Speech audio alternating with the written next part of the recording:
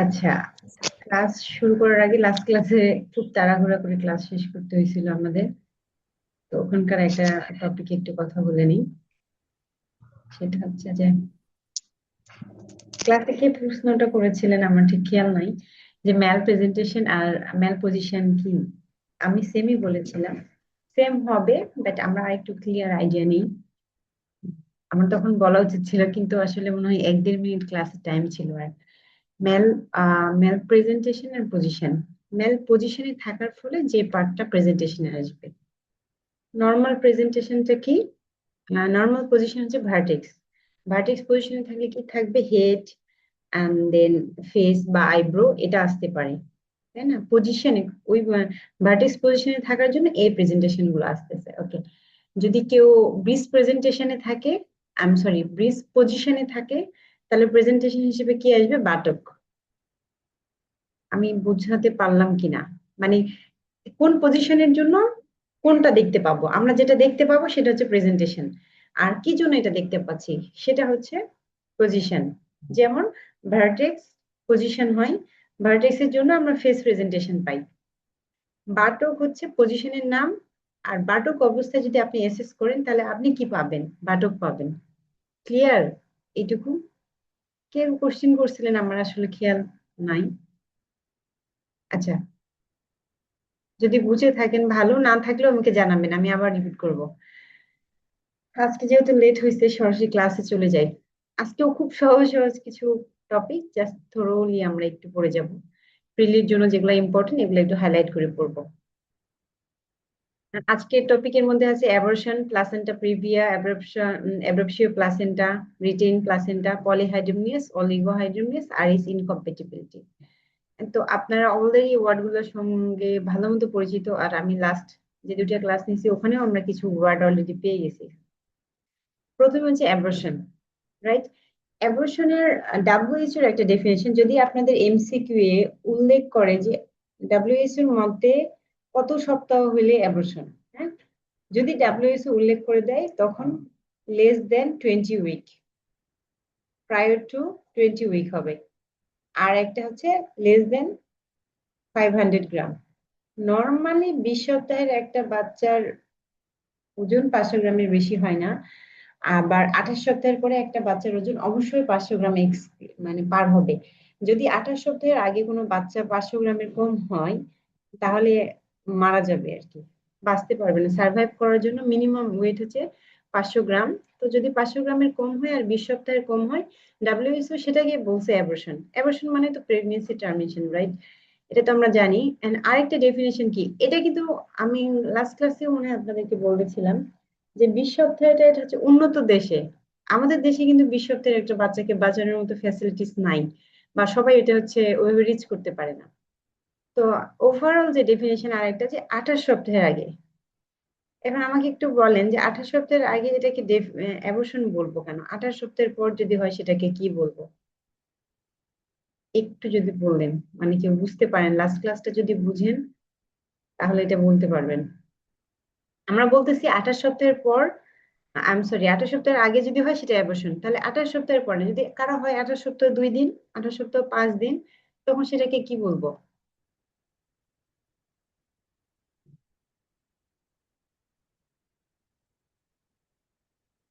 মানে প্রিটার্ম বলবো। Preterm. Okay, preterm but labour, right? Preterm labour, কারণ 28 সপ্তাহ থেকে আমরা পড়ছিলাম 37-এর কম হলে সেটাও আমরা ডেলিভারি ধরবো, বাট প্রিটার্ম লেবার। ঠিক আছে, আপনারা বুঝতে পারছেন। এই অনেক সময় এমসিকিউ তে এই একটা জিনিস ট্রিকি করে, যে 28 সপ্তাহের আগে পরে এই জিনিসটা আপনারা একটু লেস দেন দেন গ্রেটার দেন যদি থাকে, এই সাইনটা একটু নোটিস করবেন। তাহলে ডাব্লিউএইচও ডেফিনেশন হলে 20 সপ্তাহের কম এবং 500 গ্রাম ওজনের কম। আর আদার্সও, আমরা আদার্স যত ডেফিনেশন পড়বো সবগুলো হচ্ছে 28 সপ্তাহের আগে। এটা কি হবে? বের হয়ে আসবে প্রোডাক্ট অফ কনসেপশন, যে যে প্রোডাক্টটা কনসেপশনে আছে আর কি। তো আরেকটা ডেফিনেশন, এটা একটা ডেফিনেশন গেল। এন্ড আরেকটা ডেফিনেশন আমরা বলছি যে অল প্রোডাক্টও বের হতে পারে, কিছু পার্টও বের হতে পারে। হ্যাঁ, কনসিভ করার পরে একটা ফিটাসের অল পার্ট বের হলো, কিংবা যে কোনো একটু পার্ট, যেটা ইনকমপ্লিট অ্যাবর্শন, আমরা নিচে পড়বো প্রত্যেকটা টাইপস। ইনকমপ্লিট যদি হয় সেইখানে, সেটাও কিন্তু আবার আপনার অ্যাবর্শন হয়ে যাবে। আপনি আবার এমসিকিউ হয়তো বা মাল্টিপল চয়েসের এমসিকিউ আসলো যে অ্যাবর্শন কোনটা, তো হচ্ছে পার্ট অফ দা প্লাসেন্টা আসছে বা মেমব্রেন আসছে। এখন আপনি বললেন যে আরে পার্ট তো আমি পড়ি নাই, আমি তো দেখছি যে সব বের হয়ে আসবে, এই যে এক্সপালশন অফ প্রোডাক্ট। তো এক্সপালশন অফ প্রোডাক্ট না হয় লেখা ছিল পার্ট অফ প্রোডাক্ট, তখন সেটাও কিন্তু হবে। যদি এরকম অপশনে থাকে যে part of product and then all product and সবগুলাই কিন্তু হবে। কিন্তু আমার মনে হয় না বিবিএসসি এরকম ট্রিকি কোশ্চেন করবে যে 20 সপ্তাহের আগে একটা অপশনে রাখবে আর একটা আবার 28 সপ্তাহ রাখবে। যদি এরকম রাখে তাহলে আমি বলবো আপনারা দুটাই মিলে দিবেন। আর যদি বেস্ট চয়েস থাকে তাহলে অবশ্যই 28 সপ্তাহটা ইউজ করবেন, 28 সপ্তাহের আগে।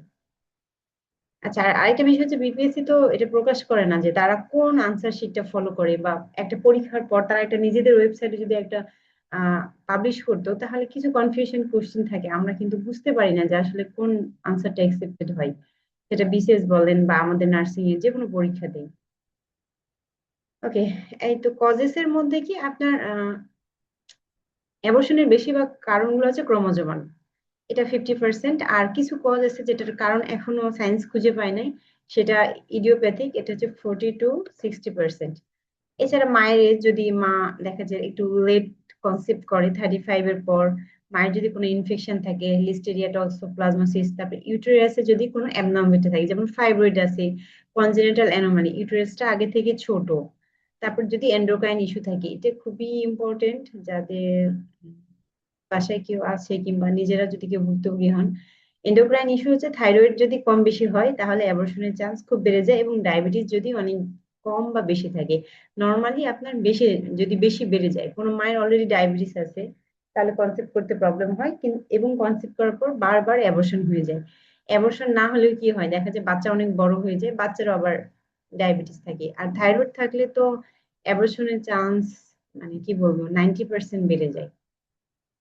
ওকে, তারপর ম্যাটার্নাল ডিজিজ এর জন্য হতে পারে, মায়ের হার্ট ডিজিজ থাকলে। এসএলই যেটা আছে এটা হচ্ছে আপনার, এসএলই হচ্ছে অটো ইমিউনো ডিসঅর্ডার, এইচআইভির মতো শরীরের রোগ প্রতিরোধ ক্ষমতা এমন ভাবে কমে যায় যে শরীরের অটো ইমিউনো সেল বডির এগেইনস্টে গিয়ে কাজ করতে শুরু করে। এছাড়া হাইপারটেনশন আছে যেটা পরবর্তীতে এক্লামশিয়া প্রি এক্লামশিয়া ডেভেলপ করায়। আর মায়ের যদি অটো ইমিউনো কিছু ডিজিজ থাকে যেমন প্লাসেন্টাল থ্রম্বোসিস, প্লাসেন্টাল থ্রম্বোসিস থাকলে ব্লাড ব্লিডিং হতেই থাকে। প্লাসেন্টাল ইনফেকশন, প্লাসেন্টার ছোট ছোট যদি মাইক্রোটিল ইনফেকশনের মতো সেল ইনজুরি হয়ে যায় যদি। আরো কিছু আছে যেমন যদি কোনো কারণে মা কনসিভ করার পর অনেক জোরে আঘাত পায়, অ্যাক্সিডেন্ট হয়, এবং যে মায়ের রেগুলার সিগারেট স্মোকিং করে তাদের অ্যাবর্শনের চান্স বেশি থাকে। এখানকার মধ্যে আপনাদের সবগুলো একটু জাস্ট চোখ বুলাবেন, পরীক্ষার এইগুলো আসে কিন্তু, এই যে সিগারেট স্মোকিং অপশনের মধ্যে আছে, দেন টক্সোপ্লাজমোসিস এন্ড এন্ডোক্রাইন ইস্যু, এগুলো এমসিকিউ তে আসে যে কজেস অফ অ্যাবর্শন। আচ্ছা, ক্লাসিফিকেশনে যাই। ক্লাসিফিকেশন তো একদম আপনারা ছোটবেলা থেকে পড়ে আসছেন। স্পন্টেনিয়াস যেটা অটোমেটিক্যালি হয়ে যায়, আর একটা হচ্ছে ইনডিউসড, আমরা নিজেরা ইচ্ছাকৃত ভাবে করি। এগুলো আমি ডিটেলস আবার একটু নিচে দিয়েছি, এখন শুধু নামগুলো দেখি আর কি। স্পন্টেনিয়াস কি হতে পারে, থ্রেটেন্ড অ্যাবর্শন। থ্রেটেন্ড অ্যাবর্শনের কি, নামটা শুনে বোঝা যাচ্ছে কি থ্রেট দিচ্ছে। হ্যাঁ, কাকে থ্রেট দেয়, মাকে থ্রেট দেয়। মাকে এমন থ্রেট দেয় যে মা যদি রেস্ট না নেয়, ভারী কাজ যদি বন্ধ না করে, তারপর মা লাইফস্টাইল যদি চেঞ্জ না করে, তারপরে তার যদি থাইরয়েড ইস্যু থাকে এটা, বা ডায়াবেটিস কোনো ইস্যু আছে, এটা যদি সে প্রপার ভাবে মেনটেন না করতে পারে তাহলে অ্যাবর্শন হয়ে যাবে। অ্যাবর্শন কিন্তু হয় নাই, একটু বুঝেন যে আপনার থ্রেটেন্ড অ্যাবর্শনে কিন্তু অ্যাবর্শন হয়ে যাচ্ছে না, কিন্তু মাকে থ্রেট করছে যে আপনাকে রেস্ট নিতে হবে। তো এই অবস্থায় যদি একজন মা প্রপারলি রেস্ট নেয় বা যেই কারণে হচ্ছে, এখানে সবার যে শুধু রেস্টের জন্য হবে এরকম না, তবে আপনার থ্রেটেন্ড অ্যাবর্শনের অন্যতম ম্যানেজমেন্ট হলো রেস্টে রাখা। মায়ের ব্লিডিং কোনোভাবে হইতে দেওয়া যাবে না। এন্ড দেন ইনভাইটেবল, ইনভাইটেবল শুনে বলছে ইনভাইট করতেছেন না, মানে অনাকাঙ্ক্ষিত ভাবে চলে আসে। এন্ড কমপ্লিট অ্যাবর্শন, এটা হচ্ছে সবচেয়ে অ্যাবর্শনের মধ্যে ভালো অ্যাবর্শন যদি বলা যায়, এটা কমপ্লিট অ্যাবর্শন। কারণ কোনো প্রোডাক্টই থাকে না, পরবর্তীতে তেমন কোনো কমপ্লিকেশন অ্যারাইজ করে না। ইনকমপ্লিট হচ্ছে সবচেয়ে বাজে টাইপের অ্যাবর্শন, যেটা হচ্ছে কিছু প্রোডাক্ট থেকে যায়, আমরা নাম শুনিয়ে বুঝতেছি। মিসড অ্যাবর্শনও খুবই one kind of incomplete abortion. Incomplete অ্যাবর্শনের প্রোডাক্ট থেকে যায়, কিন্তু মিসড অ্যাবর্শনের আরেকটা হচ্ছে জটিল বিষয় হলো মা বুঝতেই পারে না যে বাচ্চা পেটের মধ্যে মারা গেছে। হ্যাঁ, প্রথমে হয়তো বা দেখে যে একটু হার্ট রেট কমে গেছে বাচ্চার, এন্ড দেন বাচ্চার হচ্ছে মুভমেন্টটা কম, মা হয়তো বা খেয়াল করতেছে না, কিন্তু মা যখন খেয়াল করে তার আগেই কিন্তু বাচ্চা মারা যায়। এমন না যে মারা যাচ্ছে তার আগ দিয়ে জানতে পারি। তো এটা কিন্তু বেশি খারাপ। আপনার বেঁচে আছে এই অবস্থায় কোনো সাপোর্টিভ কেয়ার দিলেন বা যেটা দরকার সেটা ম্যানেজ করতে পারলেন, কিন্তু অলরেডি মারা গেছে আপনি তারপর জানতে পারছেন, তখন তো আর কিছু করার থাকে না। তো মিসড অ্যাবর্শন হলো সেটা। আর এটা যে সেপটিক অ্যাবর্শন, যেটা এই যে ইনকমপ্লিট যদি হয়ে যায় এবং সেটা ম্যানেজমেন্ট যদি ঠিকঠাক ভাবে না করা যায়, গ্রাম অঞ্চলে বা একটু অসচেতন মায়েদের যে সমস্যাটা হয়, যে ভাবে যে আচ্ছা ঠিক আছে অ্যাবর্শন হয়েছে, মনে হয় প্রোডাক্ট সব বের হয়ে চলে গেছে বা আস্তে আস্তে বের হয়ে যাবে, এরকম ভাবে তখন পরবর্তীতে কি সেপসিস ডেভেলপ করে। এটা খুবই আনকমন, হয়ই না তেমন। সেপটিক অ্যাবর্শন মেইনলি হয় ইনডিউসড, যারা ইচ্ছা করে করে। ইনডিউসড হচ্ছে আপনার লিগ্যাল হতে পারে, ইললিগাল হতে পারে। আমরা এগুলো একটু ডিটেলস দেখবো। এখন এই যতটুকু আমি ক্লাসিফিকেশন বললাম এর মাঝে কে বুঝেন নাই কোনোটা, একটু কাইন্ডলি বলেন।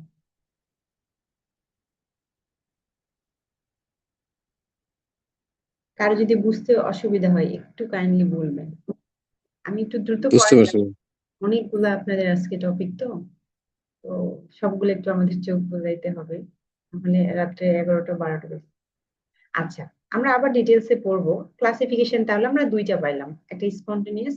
আপনারা হচ্ছে এখানকার মধ্যে এমসিকিউ সেভাবে আসে না, এখানকার মধ্যে আসে যে কোন অ্যাবর্শনটা বেশি খারাপ, কমপ্লিকেশন বা আহ, এখান থেকে আপনার সেপটিক অ্যাবর্শন থেকে আসে, এই যে এই সেপটিক অ্যাবর্শন থেকে আসে। আচ্ছা আমি ডিটেলসে একটু যাই নিচে, সবগুলোর একটু ছোট ছোট করে আমরা পড়ছি। থ্রেটেন্ড অ্যাবর্শন মানে আপনার ভ্যাজিনাল ব্লিডিং হয় কিন্তু সার্ভিক্স ডায়ালেট হয় না। সার্ভিক্স ডায়ালেট না হলে তো আপনার প্রোডাক্টও বের হয়ে আসার চান্স নেই। সো আপনি যদি একটু রেস্ট নেন বা যেই সমস্যাটার জন্য এটা হচ্ছে, অনেক সময় কি হয় ইন্টারকোর্স করার পর মার হঠাৎ করে ব্লিডিং শুরু হয়ে যায়। তো এই জন্য কিন্তু প্রেগনেন্সিতে আমরা এএনসি চেকআপে যখন মা আসে তখন আমরা বলি যে প্রথম 3 মাস এবং শেষের 3 মাস একদমই ইন্টারকোর্স করা যাবে না। তারপরে বেড রেস্টে থাকতে হবে, ভারী চারা কাজ করা যাবে না, অনেক বেশি ভারী তোলা যাবে না। তো এটাতে হচ্ছে আপনার ভেজানাল ব্লিডিং হলেও কি হচ্ছে, সার্ভিক্সটা যেহেতু ওপেন হয় নাই, সো আমরা চাইলে কন্টিনিউ করতে পারি যদি নিয়ম মানা যায়। এখানে কি হয়, ভেজানাল ব্লিডিং হয় কিন্তু কোনো ক্লট আসে না, একদম হালকা light spotting and mild cramping, একদম হালকা দাগ দাগ ব্লাড আসে এবং মা বলে যে পেটে ব্যথা করতেছে। এই দুটো হিস্ট্রি দিবে মা। তো এই সময় কি করতে হবে, বেড রেস্টে থাকতে হবে, ইন্টারকোর্স অ্যাভয়েড করতে বলতে হবে এবং প্রোগ্রেস দেখতে হবে যে ফিটাল হার্ট রেট ঠিক আছে কিনা। রেগুলার মাকে ফলো আপে রাখতে হবে এবং মেন্টালি অবশ্যই সাপোর্ট দিতে হবে, সব ম্যানেজমেন্টই সেম। এখানে আরেকটা থ্রেটেন্ড অ্যাবর্শনের পয়েন্ট যেটা এখানে লেখা হয়নি, যে আপনাকে কিন্তু কারণ খুঁজে বের করতে হবে। এজ এ নার্স, আপনি যখন মায়ের কাছ থেকে হিস্ট্রি নিচ্ছেন যে তার হঠাৎ করে ব্লিডিং এবং পেট ব্যথা শুরু হয়েছে, আপনাকে জিজ্ঞাসা করতে হবে যে আসলে কোন কাজটা করার পর থেকে আপনার এরকম হচ্ছে, কবে থেকে এরকম হচ্ছে, কারণটা এক্সক্লুড করে সেই ওয়াইজ ম্যানেজমেন্ট বলতে হবে। ওকে, তারপরে ইনভাইটেবল অ্যাবার্শন, এখানে ভ্যাজাইনাল ব্লিডিং হয় সাথে সার্ভিক্সটা ডাইলেট হয়, এটা কিন্তু আপনার থ্রেটেন্ডের চেয়ে একটু বেশি খারাপ, এখানে মিসক্যারেজ হতে পারে। এটাতে কিন্তু আপনার থ্রেটেন্ডে মোটামুটি, থ্রেটেন্ড অ্যাবর্শনের বেশিরভাগ মাই ফাইনালি সার্ভাইভ করাই বাচ্চাকে নিয়ে এবং নর্মালি শেষে ডেলিভারি হয়ে যায়। কিন্তু ইনফাইটেবল এর সমস্যা হচ্ছে বারবার ব্লিডিং হতে থাকে, সাথে সার্ভিস অলরেডি ডায়ালিট হয়ে গেছে। তো এক্ষেত্রে ভালো রকমের একটু ব্লিডিং হয়। আর এখানে নো টিস্যু ফার্স্ট ইয়েট, মানে কোনো প্রোডাক্ট বের হয়নি, মা ব্লিডিং এর হিস্ট্রি দিচ্ছে, হেভি ব্লিডিং বলতে ছোট ছোট হতে বা ক্লট আসে না একটু, আমরা এখানে কি বললাম স্পটিং, আমরা থ্রেডেন্ডে কি বললাম লাইট স্পটিং হালকা, এখানে কিন্তু এই লাইট মানে হালকা, ঠিক আছে। লাইট স্পটিং হয় কিন্তু এখানে আবার একটু হচ্ছে আপনার ভালো রকমের ব্লিডিং হয়, হেভি ব্লিডিং, মডারেট থেকে হেভি, বাট ক্লট যাবে না। যখনই ক্লট যাবে তখন মানে কি প্রোডাক্ট বের হচ্ছে, ফিটাস থেকে অ্যাবর্শন হয়ে গেছে। এটাতে হসপিটালে নিতে হয়, নিয়ে অনেক সময় ডিএনসি করা লাগে, তারপরে পরবর্তী সাপোর্টিভ কেয়ার দিতে হয়। তো এক্ষেত্রে আপনার ইনএভিটেবলি যদি অনেক বেশি ব্লিডিং হয়, হিউজ ব্লিডিং হচ্ছে, তখন ভাইটাল সাইন চেক করতে হবে। কেন ভাইটাল সাইন চেক করতে হবে বলেন তো, আর কোন ভাইটাল সাইনটা চেক করবেন? অ্যাবর্শন থেকে কিন্তু ব্লাড প্রেশারটা চেক করবো, পালস। পালস, হ্যাঁ, আর জি। আর ব্লাড হাইড্রেটেড, প্রেশার। হ্যাঁ, আর জি। হাইড্রেশন আছে কিনা রেসপিরেশন। মাঝি, হ্যাঁ রেসপিরেটরি জি। রেট তো দেখবো, সাথে মা ডিহাইড্রেট হয়ে যাচ্ছে কিনা, কারণ আপনার আর হাইপোভোলাইমিক শখের যেতে পারে সেগুলো। শকে যাচ্ছে কিনা, ইয়েস। শকের যে হ্যাঁ। সাইন সিমটম গুলো এটা আমরা এক্সক্লুড করব, এটা কিন্তু আপনাদের সব অ্যাবর্শনে সেম, কারণ সব অ্যাবর্শনের আলটিমেট কমপ্লিকেশন কি বলেন তো, সবগুলোতে ব্লিডিং হবে, রাইট? ব্লিডিং হলে কি হবে, শকে যাবে মা, শকে গেলেই তো মানে কমপ্লিকেশন অ্যারাইজ করলো। তাহলে আমাদের মনিটরিং করতে হবে সবচেয়ে কি, পালস, বিপি, এটা এমসিকিউ এর জন্য অনেক সময় আসে, আমাদের পরীক্ষায় খুব সম্ভবত আসছিল এটা, যে অ্যাবর্শনের মার অ্যাবর্শনের যদি সাইন সিমটম হয়, পাইছি আর কি অ্যাবর্ট করা মা, তাহলে সেক্ষেত্রে আমরা নার্স হিসেবে কি দেখবো? তখন কিন্তু ভাইটাল সাইনে অনেক কিছু ছিল, তখন পালস, বিপি এটা দেখতে হবে। ওকে, ইনকমপ্লিট অ্যাবর্শন, দেখেন যে অ্যাবর্শন গুলো খারাপ এগুলো আমি একটু লাল কালি দিয়ে দিয়ে দিছি, আর যেগুলো একটু ভালো সেটা হচ্ছে গ্রিন কালার দিছি, আপনাদের যেন মনে থাকে। ইনকমপ্লিট শুনেই তো বোঝা যাচ্ছে যে পার্ট কিছু রয়ে গেছে, তাই না, কমপ্লিট হয় নাই। এটাতে কি হয়, সিভিয়ার লোয়ার অ্যাবডোমিনাল পেইন, কিছু প্রোডাক্ট থেকে যাওয়ার পরে মা মা আপনাকে হিস্ট্রি দিবে কি, আপনাদের পরীক্ষায় কিন্তু কেস ভিত্তিকও আসতে পারে, সিনারি বেসড এমসিকিউ গুলা, দু একটা এরকম সিনারি বেস থাকে যে আপনি হয়তো বা হসপিটালে থাকা অবস্থায় আপনি মাকে, একজন প্রেগনেন্ট মাকে পাইলেন, হিস্ট্রি হচ্ছে যে উনি 3 মাস 4 মাস বা 5 মাস হোয়াটএভার উনি প্রেগনেন্ট, উনি হিস্ট্রি দিচ্ছে যে ওনার ব্লিডিং শুরু হয়েছে এবং অনেক বেশি অ্যাবডোমিনাল পেইন হচ্ছে, সাথে উনি হিস্ট্রি দিচ্ছে যে ছোট ছোট ক্লট যাচ্ছে কিংবা অলরেডি গেছে, এখন কোনো ক্লট আসতেছে না। এটা হচ্ছে মা কিন্তু আবার যেদিন যায় সেদিনই আসে না, মা আসে 2-3 দিন পর। হ্যাঁ, মার 2-3 দিন ধরে ব্লিডিং হয়। এখন এই ধরনের মায়েদের কি বলবো, এরা হচ্ছে ওই যে ভাবে যে অ্যাবর্শন যেহেতু হয়ে গেছে তাহলে তো সব প্রোডাক্ট বের হয়ে গেছে, তারা 3-4 দিন পর যখন দেখে যে প্রোডাক্ট বের হয়ে গেছে বাট অ্যাবডোমিনাল পেইন কোনোভাবেই কমতেছে না এন্ড ব্লিডিং হচ্ছেই, তখন তারা আলটিমেটলি হসপিটালে আসে বা একটা মেডিকেল অ্যাটেনশন সিক করে। এন্ড কেন তখন তাদের তখনও পেইন থাকে, কারণ ওই যে তাদের তো রিটেইনড প্লাসেন্টা হয়ে গেছে, তাদের প্রোডাক্ট ভিতরে থেকে গেছে, এই জন্য অনেক বেশি অ্যাবডোমিনাল পেইন হয়, ব্লিডিং তো হবেই মাস্ট। এবং মা হিস্ট্রি দিবে যে ক্লট বের হয়ে গেছে, এতক্ষণ কিন্তু ক্লট ছিল না, একটু দেখবেন এখানে হচ্ছে আপনার থ্রেটেন্ড এর লাইট স্পটিং ছিল, ইনভাইটেবল ইনভাইটেবল ছিল মডারেট টু হেভি ব্লিডিং, আর ইনকমপ্লিটে কি আবার এই যে ক্লট আর টিস্যু, এটা কিন্তু বাড়া হয়েছে, মা এবার হিস্ট্রি দিবে যে এটা বের হয়ে গেছে, এবং ইউটেরাসটা অনেক বেশি টেন্ডার থাকে। ম্যানেজমেন্ট ডিএনসি মাস্ট করতে হবে, অথবা যে মিসোপ্রোস্টল দিয়ে দেওয়া হয় যে বাকি প্রোডাক্ট যেন বের হয়ে যায়। আইভি ফ্লুইড দিতে হবে যদি লাগে, দেখা গেলো অনেক বেশি ব্লিডিং হয়েছে, মা শকে যাচ্ছে। আর এখানে আপনার বুঝতে হবে যে শকের কোনো সিমটম পাচ্ছেন কিনা হসপিটালে থাকা অবস্থায়, ডিএনসি যে ম্যানেজমেন্ট আর ডিএনসি করার পর পর কি করে, একটা ফ্লুইড এনএস বা হার্সেল ঝুলায় রেখে দেয় যাতে, আর যদি আপনি রেডি থাকবেন, এই ধরনের পেশেন্ট হয়তো পাইছেন, সঙ্গে সঙ্গে ইন্টারভেনশনের জন্য, ম্যানেজমেন্টের জন্য রেডি থাকতে হবে। এবার যে complete abortion, this is the best. এখানে ফিটাল এবং প্লাসেন্টা দুটোরই সব প্রোডাক্ট বের হয়ে যাবে, আপনার কিছু করার নেই।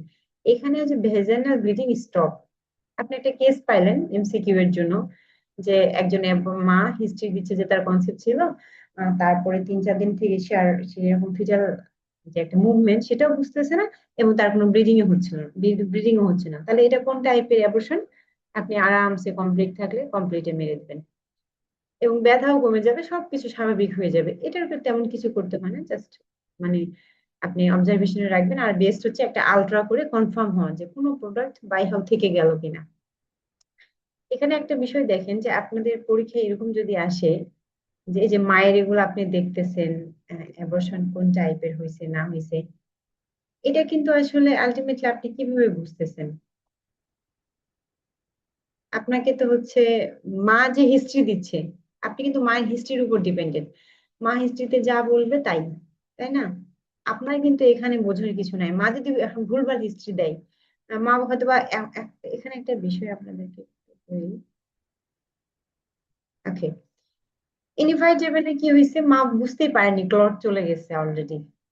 হ্যাঁ, তো এটা হচ্ছে তারা এসে হিস্ট্রি দিচ্ছে আপনাকে যে আমার, আমি যদি বলি থ্রেটেন ডেপ্রেশনের কথাও বলি, লাইট স্পটিং, এখন সে বুঝে নাই যে আসলে লাইট স্পটিং না, এর আগে হয়তো প্রোডাক্ট চলেও গেছে এন্ড দেন লাইট স্পটিং হচ্ছে, অনেক সময় প্রোডাক্ট অনেক আগে বের হয়ে গেছে, মা খেয়াল করেনি। তো এক্ষেত্রে একটু আপনাকে বারবার কিন্তু হিস্ট্রি নিয়ে ক্লিয়ার হতে হবে যে মা আসলে ঠিকঠাক হিস্ট্রি দিচ্ছে কিনা, বায়াস না জানা থাকে। মিসড অ্যাবর্শনে কি হয়, এটা হচ্ছে একটু ডেঞ্জারাস, যে ফিটাল ডেথ হয়ে যায় কিন্তু কিচ্ছু বের হয় নাই, এখন তাহলে কি করতে হবে? এখানে তো আপনার ইনকমপ্লিট হলে না, আপনি মেডিসিন খাওয়ায় বাকিটা বের করে দিলেন বা ডিএনসি করলেন, তারপরে হচ্ছে কমপ্লিট হলে তো কিছু করার নাই, ইনভাইটেবল হলেও ডিএনসি করে দিলেন বা থ্রেটেন হলে রেস্টে রাখলেন, এটা হচ্ছে মিসড অ্যাবর্শন হয়েছে। মা হঠাৎ করে বলতেছে যে আমি কালকে রাত থেকে কিংবা আজকে সকাল থেকে খেয়াল করতেছি যে আমার ফিটাস আর মুভ করছে না, বা আমি যে একটা ফিল করতাম নড়াচড়া কিছুই পাচ্ছি না, তখন আলট্রা করলে কি দেখা যাবে? আলট্রা করলে আপনি দেখবেন যে কিছুই নাই, প্রোডাক্ট মানে বাচ্চা হচ্ছে মারা গেছে। আরেকটা বিষয় হচ্ছে আলট্রা করার আগেও যদি আপনি দেখেন, আপনি কিন্তু হচ্ছে ফিটাল হার্ট রেট পাবেন না। আর এখানে একটা মজার বিষয় হচ্ছে মা হিস্ট্রি দিয়েছে, তার কোনো ব্লিডিং এর হিস্ট্রি নাই। এটা নর্মালি একদম আপনার 26-27 একদম লেট ট্রাইমেস্টারের দিকে এই প্রবলেমটা হয়। তো অনেক ক্ষেত্রে এখানে কিন্তু আবার নর্মাল ডেলিভারিও করা যায়। দেখা যায় মাকে অক্সিটোসিন দিয়ে পেইন তুলে এটা নর্মাল ডেলিভারি করা যায়। অনেক ক্ষেত্রে আবার ওই যে আপনার ড্রাগ দেয়, ডিএনসি করে। ডিএনসি করলে এটা একটা ব্লাইন্ড ওটি, একদিক দিয়ে সেফ আবার একদিক দিয়ে আনসেফ। ডিএনসি করলে প্রোডাক্টটা পুরোপুরি বের হয়ে গেল, ইনকমপ্লিট হওয়ার চান্স নাই। অনেক সময় আবার ড্রাগ দিয়েও বের হয়ে যায় পুরোপুরি। এই হলো মিসড অ্যাবর্শন। সেপটিক অ্যাবর্শন হচ্ছে আপনার অ্যাবর্শন করার পর যদি ইউটেরাস বা আশেপাশের কোনো টিস্যু গুলো এফেক্টেড হয়, ইনফেকশন হয়। আপনি ডিএনসি করাইছেন, ডিএনসি ইনস্ট্রুমেন্ট ক্লিন ছিল না, কিংবা মেডিসিন খাওয়ার পরে যে কন্টিনিউয়াসলি ব্লিডিং হয়েছে, সেই সময় পার্সোনাল হাইজিনটা প্রপার ভাবে মেনটেন হয় নাই, বাইরে থেকে ব্যাকটেরিয়া অ্যাটাক করছে, এটার কারণে হতে পারে। তবে এটা একটু কম হয়, তেমন হয় না সেপটিক। আমরা এখানে একটু সেপটিকটা ডিটেলস আপনাদেরকে পড়াবো, কারণ ওই ইনডিউসড লাগবে। সেপটিক অ্যাবর্শন হচ্ছে আপনার যখনই ইনফেকশন হবে। কোথায় ইনফেকশন হবে? টিস্যুতে। এখন এটা তো নাম শুনে বুঝতেছেন যে সেপসিস ডেভেলপ করছে। তো কোথাও সেপসিস হলে কি হবে? জ্বর থাকবে। ইনফেকশন হলে তো জ্বর থাকবেই। মা এসে হিস্ট্রি দিবে জ্বর এবং ফাউল ভ্যাজানাল স্মেলিং। মা এসে বলবে যে আমার যে ভ্যাজানাল ডিচার্জটা আসে এটা অনেক বাজে দুর্গন্ধ, এবং অ্যাবডোমিনাল পেইন হবে, ব্লিডিং, সেল সবই থাকবে। শুধু এখানে ব্লিডিংটা তেমনটা, ব্লিডিং এর চেয়ে আপনার এখানে ইম্পর্টেন্ট হচ্ছে যে ভ্যাজানাল ডিসচার্জটা অনেক বাজে গন্ধ করবে, কারণ ইনফেকশন হয়ে গেছে। কোথাও একটা পাস যদি হয় আপনার, আপনারা তো ওয়ার্ডে প্র্যাকটিস করছেন, সার্জারি ওয়ার্ড বলেন অথবা গাইনি, কোথাও একটা কেটে গেছে বা একটা স্টিচ দেওয়া হয়েছে, পরবর্তীতে যদি ওখানে ইনফেকশন ডেভেলপ করে কেমন গন্ধ করে যখন ড্রেসিং করা হয়। এইখানে সেম যে মায়ের একটা হিস্ট্রি দিবে যে অনেক বাজে গন্ধ করে আর জ্বর থাকবে, এটা মাস্ট। আপনাদের আমি কি পয়েন্টগুলো জাস্ট হাইলাইট করে দিচ্ছি আপনাদের এমসিকিউ এর জন্য। আপনারা মনে হয় একটু শর্টকাট নোট খোঁজেন না, যেটা শুধু প্রিলির জন্য কাজে দিবে।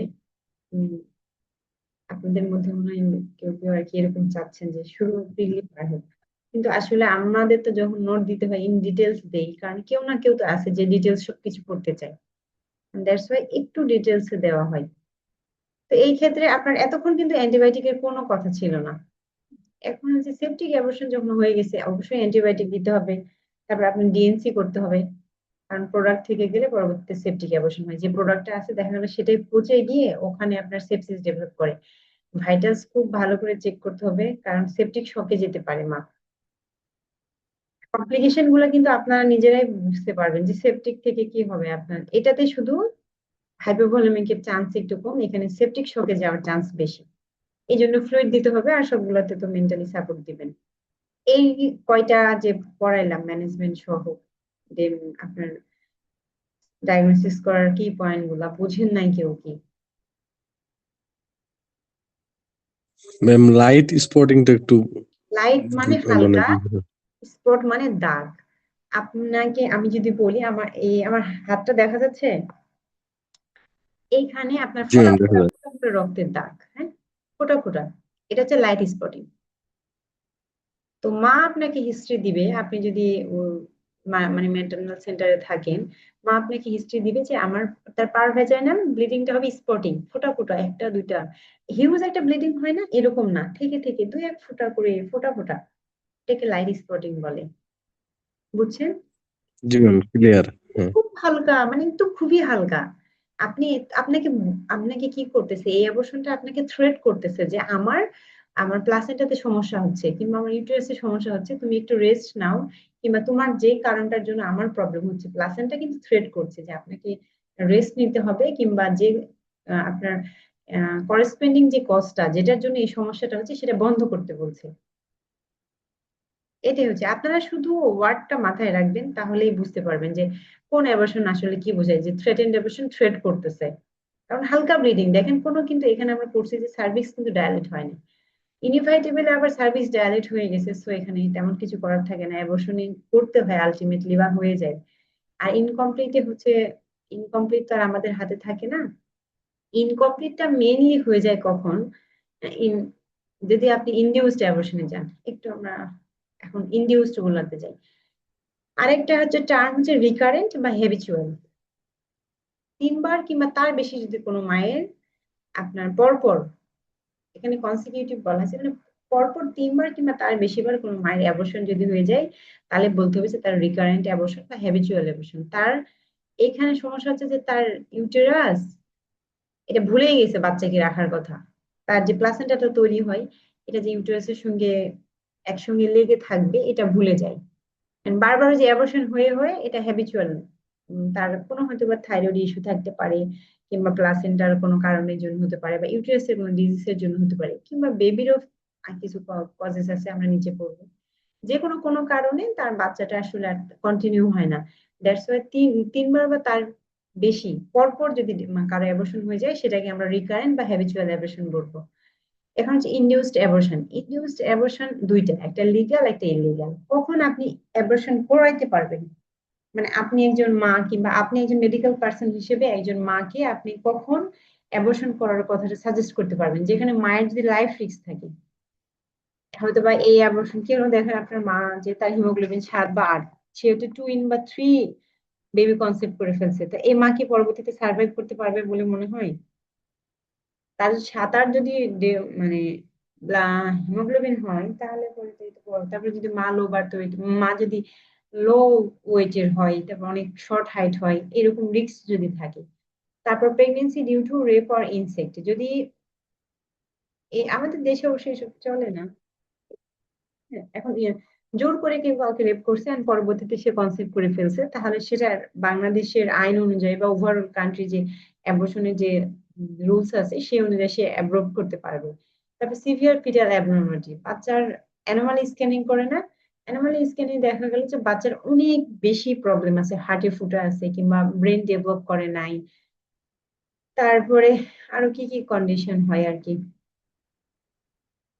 তারপর টুইন প্রেগনেন্সি, টুইন বেবি থাকে, তার দুইটারই দেখা গেল যে ক্লেফট প্যালেট আছে, মানে মোট কথা যে এমন ফিটাল অ্যাবনর্মালিটিস যে এই বাচ্চা বাহিরে বের হলে আপনার সার্ভাইভ করতে পারবে না। তো সেই ক্ষেত্রে দেখা যায় যে মা এবং বাচ্চা দুজনেরই ভালোর কথা ভেবে অ্যাবর্শন করানো যায়।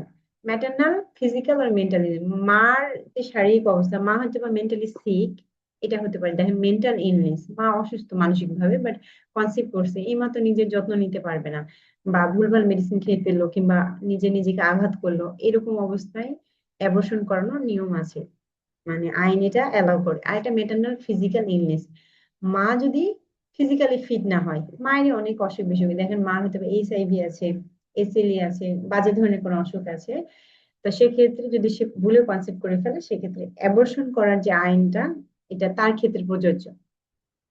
এটা হইলো লিগ্যাল অ্যাবর্শন। তো এটা তো আমাদের দেশে এগুলো খুব কমই হয়। আমাদের দেশে বা ওভারঅল কোনটা হয়, সেটা হচ্ছে ইললিগাল, যেটা করা উচিত না। যেটা এই যে মানে বাচ্চা আছে এখানে, কি কি ইললিগাল অ্যাবর্শনের কিছু কারণ বলেন আপনার থেকে একটু শুনি, আমি লং টাইম ধরে কথা বলছি।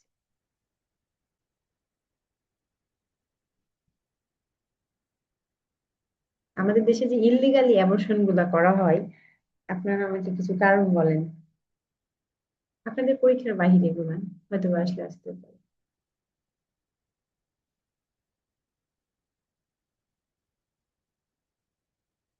অনেক সময় পারিবারিক দ্বন্দ্বের কারণে হয় হুম। ইলিগালি। আর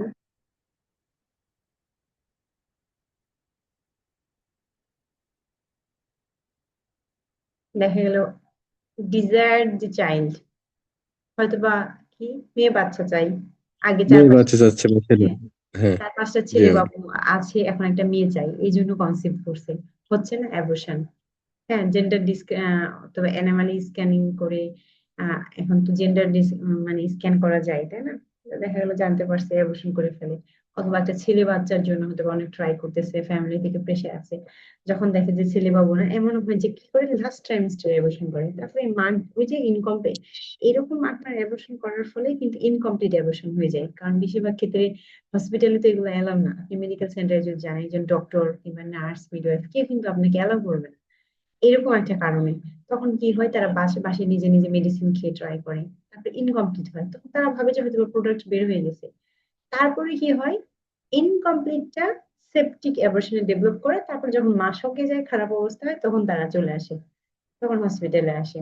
এছাড়া তো এই যে এখন এক্সট্রা ম্যারিটাল অ্যাফেয়ার, তারপর সিঙ্গেল মাদার হয়ে গেছে অনেক, দেখা গেলো বিয়ে করার আগেই রিলেশনে থাকার ফলে কনসিভ করে ফেলছে, তখন তো অ্যাবর্শন করা ছাড়া উপায় নেই।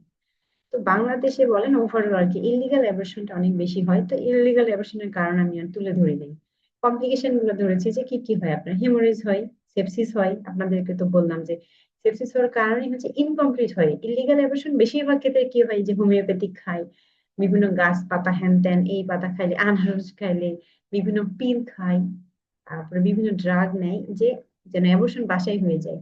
এইটা পরবর্তীতে আপনার সেপসিস ডেভেলপ করে, সেপটিক অ্যাবর্শনের দিকে যায়। তারপরে যত তত দেখা গেলো এখানে সেখানে গিয়ে ডিএনসি করাতে গেল, ইউটেরাসে পারফোরেশন ফুটা হয়ে যায়, পরবর্তীতে আবার ইনফার্টিলিটি ডেভেলপ করে। ইনফার্টিলিটি ডেভেলপ করার অন্যতম কারণ হচ্ছে যে ডিএনসি। ডিএনসি একটা ব্লাইন্ড ওটি, এখানে তো কেউ দেখতে পায় না যে আসলে কোথায় গিয়েছে, জাস্ট গিয়ে সব ভিতর থেকে আশ্রে আশ্রে তুলে নিয়ে আসে। তো এই ক্ষেত্রে ইউটেরাসে দেখা গেল অনেক পার্মানেন্টলি একটা ক্ষত হয়ে যায়, পরবর্তীতে আর কনসিভ করতে পারে না, ইউটেরাস বাচ্চাকে রাখার মতন অবস্থায় থাকে না। এন্ড ফাইনালি তো অনেক বেশি ব্লিডিং হলে শক হয়ে ডেথ হবে। ম্যাম, ইনফার্টিলিটিটা একটা আচ্ছা, ইনফার্টিলিটিটা, আগে ইনফার্টিলিটির কারণ হচ্ছে আপনার ডিএনসি। হ্যাঁ, ডিএনসি হচ্ছে আপনার ইউটেরাসে, ডিএনসি কিন্তু একটা ব্লাইন্ড ওটি, এটা আপনারা জানেন কিনা, ল্যাপারোস্কোপি বা আদার্স ওটি গুলো যেরকম এখন মনিটরে দেখা যায়, আপনারা গাইনি ওটি কখনো অ্যাটেন্ড করলে দেখবেন যে ডিএনসি কিন্তু একদম টোটালি ব্লাইন্ড ওটি, ডক্টর কিছুই দেখতে পায় না, জাস্ট যে কিউরেট আছে না, কিউরেট তো দেখছেন ইনস্ট্রুমেন্টে, কিউরেট ঢুকাই দিয়ে এটা ইউটেরাস, এখান থেকে গিয়ে আছড়ায় আছড়ায় সব প্রোডাক্ট বের করে নিয়ে চলে আসে যে যা আছে। কারণ এটা কি আর দেখতে পাচ্ছে, ইনস্ট্রুমেন্ট তো চোখে দেখে না, যে ঢুকাচ্ছে সেও দেখে না, জাস্ট তাদের অভিজ্ঞতা বা আন্দাজ অনুযায়ী যা এরকম করে সব মানে মুছে মুছে নিয়ে আসতে ধরে। তো এই অবস্থা করতে গিয়ে অনেক সময় কি হয়, ইউটেরাসের ওয়াল পারফোরেট ফুটা হয়ে গেল, ফুটা হয়ে গেলে তো অনেক বড় একটা ইনজুরি হয়ে গেল, পরবর্তীতে আপনার এই ইউটেরাস তার সহজে মানে আবার একটা বেবি কনসিভ করবেন, যখন ইউটেরাসকে তো রেডি হইতে হবে, সে তো রেডি হতে পারবে না। আরেকটা যেটা বড় সমস্যা হয়, কোথাও কেটে গেলে দেখছেন পরে পরবর্তীতে শুকানোর পরে অনেক বছর পর দাগ হয়ে যায়, স্কার বলে আমরা যেটা বলি। জি ম্যাম। ইউটেরাসে ওইরকম স্কার হয়, ইউটেরাসে যদি এরকম স্কার হয় পরবর্তীতে ইউটেরাস সহজে কনসিভ করতে পারে না। তো একজন মানুষ হচ্ছে আপনার কেন ইনফার্টিলিটি ডেভেলপ করে, ইনফার্টিলিটি হচ্ছে যে আপনার জাইগোট চলে যাচ্ছে ইউটেরাসে, বাট এই যে ইউটেরাস যে জাইগোটকে নিয়ে রেডি হবে, একটা প্লাসেন্টা দিবে, এটা দিতে পারে না, এই জন্য মেনলি ইনফার্টিলিটি ডেভেলপ করে, বুঝতে পারছেন? জি ম্যাম। ওকে, তাহলে অর্থাৎ কনসেপ্টের জন্য আর কি প্রস্তুত থাকে না হ্যাঁ, প্রস্তুত থাকে না। ইউটেরাসটা।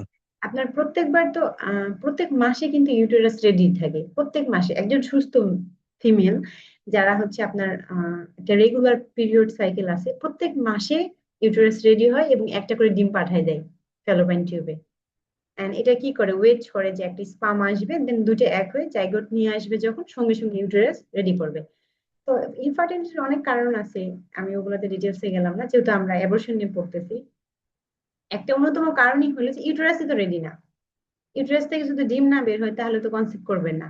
তো ডিমও বের হইলো, আপনার স্পামের সঙ্গে এক হয়ে আবার চলে আসলো, বাট আসার পর তো ইউটেরাসকে সেটা রাখার মতো অবস্থায় থাকতে হবে। তো ইউটেরাস এরকম ধরে রাখার মতন অবস্থায় থাকে না, বা এই যে ফিটাসটাকে যে বড় করবে এই অবস্থায় থাকে না, and that's why infertility develop করে। আর কেউ না বুঝলে বলেন, যদি অন্য কোনোটা না বুঝেন, একজনই শুধু কথা বলছে। আচ্ছা, সাইন অফ হাইপোভোলেমিয়া, এখানে আমাদেরকে অ্যাজ এ নার্স যে জিনিসটা, মানে আপনারা যদি এমসিকিউ এই জিনিসগুলো পান তাহলে অবশ্যই এটা আগে দিবেন যে নিচের কোনটা কমপ্লিকেশন বা আপনি কোন কেসটা আগে ম্যানেজ করবেন। হাইপোভোলেমিয়া যদি পান, অনেক বেশি ব্লিডিং হয়ে একদম মা প্যালোর হয়ে গেছে, ডিজিনেস ট্যাকিকার্ডিয়া, হাত মুখ ফ্যাকাশে হয়ে গেছে, আর ইনকমপ্লিট অর ইনভাইটেবল অ্যাবর্শন, অনেক বেশি ব্লিডিং হচ্ছে, ইনকমপ্লিট হয়েছে কিংবা ইনভাইটেবল, দুটার কোনো একটা হয়েছে এবং অনেক বেশি ব্লিডিং হচ্ছে, মার বিপি ফল করতেছে, তার মানে কি আলটিমেটলি দুটাতে শকে যাচ্ছে।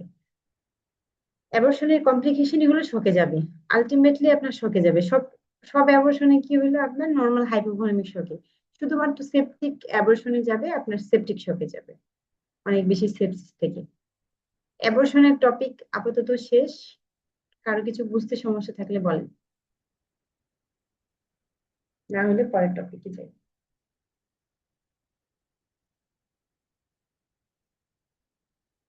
আচ্ছা, কেউ কিছু বলছেন না, আশা করি আপনারা বুঝতেছেন। আপনারা কি ক্লাস শুরু করলে ঘুমায় যান নাকি বুঝি না। ওকে, প্লাসেন্টা প্রিভিয়া। প্লাসেন্টা প্রিভিয়ার আমরা একটু পিকটা দেখি, হ্যাঁ। নর্মাল প্লাসেন্টাটা দেখেন, স্কিন দেখা যাচ্ছে ক্লিয়ারলি। এই যে হচ্ছে আপনার নর্মাল প্লাসেন্টা, এইখানে আছে। জি প্লাসেন্টা ম্যাম। প্রিভিয়াতে কি হয়, এইখানে আসছে। একটু জিনিস খেয়াল করেন, প্লাসেন্টা কিন্তু সরেও আসেনি, ভিতরে ব্লিডিং ও হচ্ছে না, জাস্ট প্লাসেন্টা তার জায়গা চেঞ্জ করে আসছে। ফিটাসের কিন্তু কোনো পরিবর্তন নেই, ফিটাস এখানে ওই অবস্থা ছিল। এখন আমাকে একটু বলেন, এখান থেকে যে ব্লাডটা আসতেছে, খাবারটা আসতেছে, অক্সিজেনটা আসতেছে, এইটা বাচ্চাটা যেরকম পাবে, এই উল্টা দিক থেকে উঠে যাচ্ছে, এটা কি সেম পাবে? না ম্যাম। এটাই প্লাসেন্টা প্রিভিয়া। প্লাসেন্টা প্রিভিয়া মানে অ্যাবনর্মাল অ্যাটাচমেন্ট আর কি, যেখানে থাকার কথা। এইখানে থাকলে পরে সব ঠিকঠাক ছিল, কিন্তু এখানে না থেকে প্লাসেন্টা এখান থেকে নামতে নামতে এইখানে চলে আসছে। আলাদা হয় নাই কিন্তু, একটু বুঝেন। প্লাসেন্টা প্রিভিয়া আর অ্যাব্রাপশিয়া প্লাসেন্টা আপনারা উল্টাপাল্টা করেন, সো একটা মনে রাখবেন, যে কোনো একটা। প্লাসেন্টা প্রিভিয়া হচ্ছে আগের জায়গা থেকে সরে আসে, স্থান পরিবর্তন হবে আর কি। স্থান পরিবর্তন, প্রিভিয়াস জায়গা থেকে সরে আসে, এটা হচ্ছে অ্যাবনর্মাল ইমপ্ল্যান্টেশন। সার্ভিসের উপর দিয়ে তো প্লাসেন্টার হয়ে যায় না, ইমপ্লিমেন্টেশন হয়তো। প্লাসেন্টাটা কি করে, সার্ভিসের উপর দিয়ে লেগে যায়। তো জায়গাতে না লেগে যদি একটু অন্য কোনো জায়গাতে লাগে, অ্যাবনর্মালি যদি অ্যাটাচ হয়, তাহলে এটাকে প্লাসেন্টা প্রিভিয়া বলে। এটার কারণ হচ্ছে স্কার টিস্যু, ওই যে বললাম কেটে গেছে আপনার কোথাও, হ্যাঁ। ওই যে আপনি ডিএনসি করাইছেন অকালে, করার পরে একটু, আসলে আপনাদের ভালো ইনস্ট্রুমেন্ট দিয়ে ক্লাসটা নিতে পারলে একটু ভালো হতো। এটা যদি আমি ধরি, আমার হাতটা ইউটেরাস, এটা এইখানে নর্মালি, আপনারা কি দেখতে পাচ্ছেন কিনা, এইখানে মনে দেখতে পাচ্ছি ম্যাম। ফিঙ্গার রাখছি, মনে করে এই জায়গাটাতে এইখানে এভাবে দেখেন, হ্যাঁ? এইখানে আমার যেখানে ফিঙ্গার রাখছি, এইখানে নর্মালি প্লাসেন্টা থাকার কথা ছিল। কিন্তু ওই যে আপনি একবার ডিএনসি করাইছেন, বা আপনার ইনকমপ্লিট অ্যাবর্শন হয়েছে বাই হাউ, ডিএনসি করাইতে হয়েছে, বা আপনার কোনো একটা ওটি হয়েছে, হওয়ার পর এই জায়গাতে স্কার হয়েছে, এখানে তো স্কার ডেভেলপ করলে আর তো ওখানে প্লাসেন্টা থাকতে পারবে না।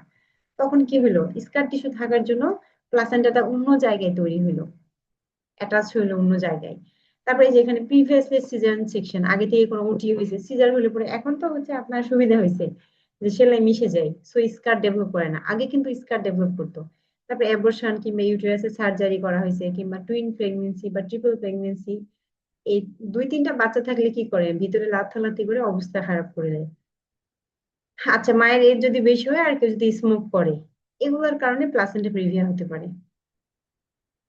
প্লাসেন্টা প্রিভিয়ার বিভিন্ন রকম টাইপস আছে, আপনারা এখানে সব লেখা আছে, লো লাইন, মার্জিনাল, নামগুলো একটু ভালো করে পড়বেন, যে কোনটা কখন বলে। এখন আমি 100 বার বললেও মনে থাকবে না। টাইপ 1 যেটা লো লাইন, এটার মেজর পার্টই অ্যাটাচই থাকে, এই যে এখানে আমরা একটু দেখি, এই যে প্লাসেন্টা, হ্যাঁ। তারপরে মার্জিনালে আসছে, এই পিকটা একটু ব্লার হয়ে গেছে, আপনারা একটু নেটে দেখে নিয়ে যদি বেশি ব্লার লাগে। দেখেন প্লাসেন্টার নর্মাল পজিশন এটা, ঠিক আছে। তারপরে প্লাসেন্টা একদম সার্ভিসের কাছাকাছি চলে আসছে, দেখতে পাচ্ছেন। তারপরে পার্শিয়াল আরো নিচে চলে আসছে, আর তারপরে কমপ্লিটলি একদম নিচে চলে আসছে। এটা হচ্ছে সার্ভিসের অস, আমি যেখানে হাতটা রাখছি মাউসটা কার্সর যেখানে, এটা হচ্ছে অস, হ্যাঁ, ওপেনিং, সার্ভিসের ওপেনিং। এই অস এর কাছে যখন থাকবে না, এখানে হচ্ছে নর্মালি, এটা হচ্ছে নর্মাল, তারপর অস এর কাছাকাছি আসলে মার্জিনাল, অসের মুখে চলে আসছে কিন্তু বাইরে আসে নাই, ক্রস করে নাই, দেখেন। এই যে এটা, এটা যদি অস হয়, অসের কাছে আসছে কিন্তু ক্রস করে যায় নাই, আর অসকে ক্রস করে এই পাশ থেকে ওই পাশে চলে গেছে, এখন এটাকে কমপ্লিট প্লাসেন্টা প্রিভিয়া বলে। এই যে এখানে কমপ্লিটলি কভারস দা ইন্টারনাল অস, এই যে ইন্টারনাল অস যেটা বাইরে থেকে আমরা দেখতেছি, হাত দিলেই আপনি পেয়ে যাবেন, যদিও একদম পিভি করাই যাবে না, ব্লিডিং শুরু হয়ে যাবে। আচ্ছা, এটার একটাই ডেফিনিশন, একটাই ওয়ার্ড, একটাই এমসিকিউ, একটু হাইলাইট করে দেই, painless, causeless, sudden and recurrent. হঠাৎ করেই হয়েছে, আগে ছিল না। মা বলতেছে যে 26 সপ্তাহ পর্যন্ত, 25 সপ্তাহ পর্যন্ত আমার কোনো প্রবলেম ছিল না, এই হুট করে আজকে রাত থেকে কিংবা আজকে সকাল থেকে আমি দেখতেছি যে পারভেজানাল ব্লাড আসতেছে এবং এটা ফ্রেশ, একদম রেড রেড ব্লাড, মানে কি ফ্রেশ ব্লাড আসতেছে, কিন্তু কোনো ব্যথা নাই, কোনো কারণও খুঁজে পাচ্ছে না সে যে এমন কোনো কিছু করে নাই যেটার জন্য ব্লিডিং হতে পারে। এবং এটা একবার না, এটা বারবার হচ্ছে। এই একটা সেন্টেন্স আপনারা একদম মুখস্থ করবেন, এমসিকিউ বলেন, ভাইবা বলেন, মানে বিপিএসসি এর জন্য একদম মুখস্থ করবেন যে প্লাসেন্টা প্রিভিয়া মানে অ্যাবনর্মাল অ্যাটাচমেন্ট হয়েছে, আর এটা হওয়ার ফলে painless, causeless, sudden and recurrent vaginal bleeding হচ্ছে।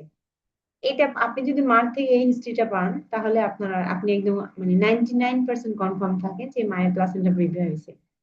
তারপর ইউটেরাস কি হয়, রিল্যাক্স থাকে, সফট এলাস্টিক, ইউটেরাসের সাইজটা কিন্তু স্বাভাবিক থাকবে।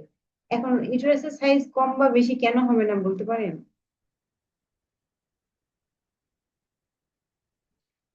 মার যে ব্লিডিং হচ্ছে তারপর এখানে তো বলেন। এখানে তো হচ্ছে ইউটেরাসের সাইজের কোনো পরিবর্তন আসার কোনো অপশন নাই, কারণ এখানে প্লাসেন্টার পিভিআর ক্ষেত্রে প্লাসেন্টা যে থাকা জায়গায় নর্মালি থাকার কথা, জাস্ট সেখান থেকে সরে আসতেছে। এখানে তো অন্য কোনো কমপ্লিকেশন ইউটেরাসের উপর পড়তেছে না, কিন্তু এই ব্লিডিং জন্য তো মেবি। হচ্ছে, ব্লিডিং হলে তো আমরা জানি সাইজ কম বেশি হবে। জি ম্যাম। আচ্ছা, তারপরও কেন হচ্ছে না আপনাদের একদম ভাইবা, ভাইবাতেও কাজে লাগবে যদি একটু স্যারেরা ঘুরায় ধরে। এটা যে কোনো পরিবর্তন হচ্ছে না, কারণ এটা তো বেশি দিন আগের কেস না, মা পাইছে, এটা আপনার এমন না যে অনেক দিন ধরে ব্লিডিং হচ্ছে তো হচ্ছে হচ্ছে এরকম না, কিন্তু হুট করে ব্লিডিং শুরু হয়েছে মা তো সঙ্গে সঙ্গে আপনাকে হিস্ট্রি দিচ্ছে। আর এটা ব্রাইট রেড ফ্রেশ ব্লাড, মানে এটা কিছুক্ষণ আগে এটা ব্লিডিং হয়েছে, শুরু হয়েছে। সো খুব বেশি ব্লিডিং হয় নাই যে এটার আপনার সাইজ কমে আসবে, আবার সাইজ বাড়েও নাই, কারণ ভিতরে তো ব্লাড জমা হচ্ছে না। যেটা আমরা অ্যাব্রোপ্সিয়া প্লাসেন্টাতে পাবো, যে ব্লিডিং হয়ে হয়ে কি হয়, ভিতরে ব্লাডটা জমা হয়, ইউটেরাসের সাইজ বড় হইতে থাকে, এন্ড হচ্ছে ব্লাডটা কি থাকে আপনার ডার্ক হয়ে যায়, তাই না? কালো রক্ত, অনেক আগে রক্ত হলে কেমন হয়, কোনো কিছু জবাই করে রেখে দিচ্ছেন, এই যে সামনে কুরবানিতে গরু জবাই করে রেখে দিবে, ওই 2-3 দিন পর রক্তটা কেমন হয়, একদম ওই রকম রক্ত জমা হয়ে থাকবে, সো সাইজ বড় হয়ে যাবে। আবার আপনি, ক্লোটিং এর জন্য আর কি হ্যাঁ, রং কালারটা চেঞ্জ হয়ে যাবে। কালারও চেঞ্জ হবে, সাইজও চেঞ্জ আসবে। কিন্তু আপনার প্লাসেন্টা প্রিভিয়াতে কিন্তু এরকম হওয়ার চান্স নেই, কারণ এটা ফ্লেশ ব্লাড, এখানে জমা হচ্ছে না, ব্লিডিং হচ্ছে আর সঙ্গে সঙ্গে বের হয়ে আসতেছে। আর আপনি তো দেখতেই পাচ্ছেন, মানে এটা একদম অ্যাকিউট কেস আর ইজিলি ম্যানেজ করা যায়, এই জন্য সাইজের কোনো পরিবর্তন হয় না। এখানে হচ্ছে আপনার কি সঙ্গে সঙ্গে মাকে হচ্ছে ব্লাড ট্রান্সফিউশন করাইতে হবে, কারণ ব্লিডিং হচ্ছে, ব্লাডের ব্লাডের বদলে ব্লাড দিতে হবে, আমরা বলি ব্লাড ফর ব্লাড। আচ্ছা, 2টা আইভি ক্যানোলা করতে হবে, কারণ মা শকে যেতে পারে, শকের যেসব ম্যানেজমেন্ট আর কি, ব্লাডের ব্লাড গ্রুপিং না করা থাকলে ব্লাড গ্রুপিং করতে হবে, ক্রস ম্যাচ করে ব্লাড ডিডি রাখতে হবে, এবং প্যাড কাউন্ট করতে হবে। এই যে ব্লিডিং শুরু হয়েছে হওয়ার পর থেকে প্যাড দিয়ে তো মেনলি আর কি আপনি, তাছাড়া তো আর এটাতে ইউরিন না যে ক্যাথেটার পরাই দিয়ে আপনি ব্লাডের পরিমাণ মাপবেন, তো সেক্ষেত্রে কয়টা প্যাড কত ঘন্টায় ভিজতেছে, কেমন ভিজতেছে, এটার উপর ডিপেন্ড করবে। ইলেকট্রিক্যাল ফিটাল মনিটরিং এন্ড যেটা করা হয় আর কি আমাদের দেশে এখন আমরা করি। তারপরে এরপরে যখন সিএস করতে হবে, যদি মায়ের অবস্থা খারাপ হয়, যে ব্লিডিং হচ্ছে হচ্ছে, তখন কি করবেন, আপনি তো ওয়েট করতে পারবেন না, 28 সপ্তাহ পার হয়ে গেছে, তখন আর ওয়েট করার কোনো চান্স নাই। আহ, এখন লেবার পেইন শুরু হোক না হোক ইমিডিয়েট সিএস করে ফেলতে হবে। আর এটা বাংলাদেশের ডেক্সা বা বিটামিথাসন দেয়, ডেক্সামিথাসন যেটা, রক্সাডেক্স, বলতে পারেন কেন এটা দেওয়া হয়, কেউ দিচ্ছেন কিনা? ম্যাম, এটা হচ্ছে লাংয়ের কার্যকারী ক্ষমতা বাড়ানোর জন্য ফিটালের। কেন কার্যক্ষমতা বাড়তে হবে ওর? হার্টের তো প্রিটার্ম হার্ট, বেবি তো লাং সম্পূর্ণ ম্যাচিউর না হয় বা এরকম, যে নিজের থেকে যে কার্যক্ষমতাটা সক্ষম কিন্তু মতো কম মানে থাকার যার, জন্য। হ্যাঁ, যে যে বাচ্চার লাং ম্যাচিউর না, প্রিম্যাচিউর বেবি, তার হার্টও ম্যাচিউর হবে না, জি তাহলে হার্টের জন্য তো আমরা কোনো মেডিসিন দেই না। ম্যাম, শ্বাস প্রশ্বাস তো অক্সিজেন ক্যারি করে বা কার্বন ডাইঅক্সাইড, এটা হচ্ছে মানে শ্বাস প্রশ্বাসটা অত্যন্ত গুরুত্বপূর্ণ। আর কিন্তু হার্ট তো তার চেয়ে বেশি গুরুত্বপূর্ণ।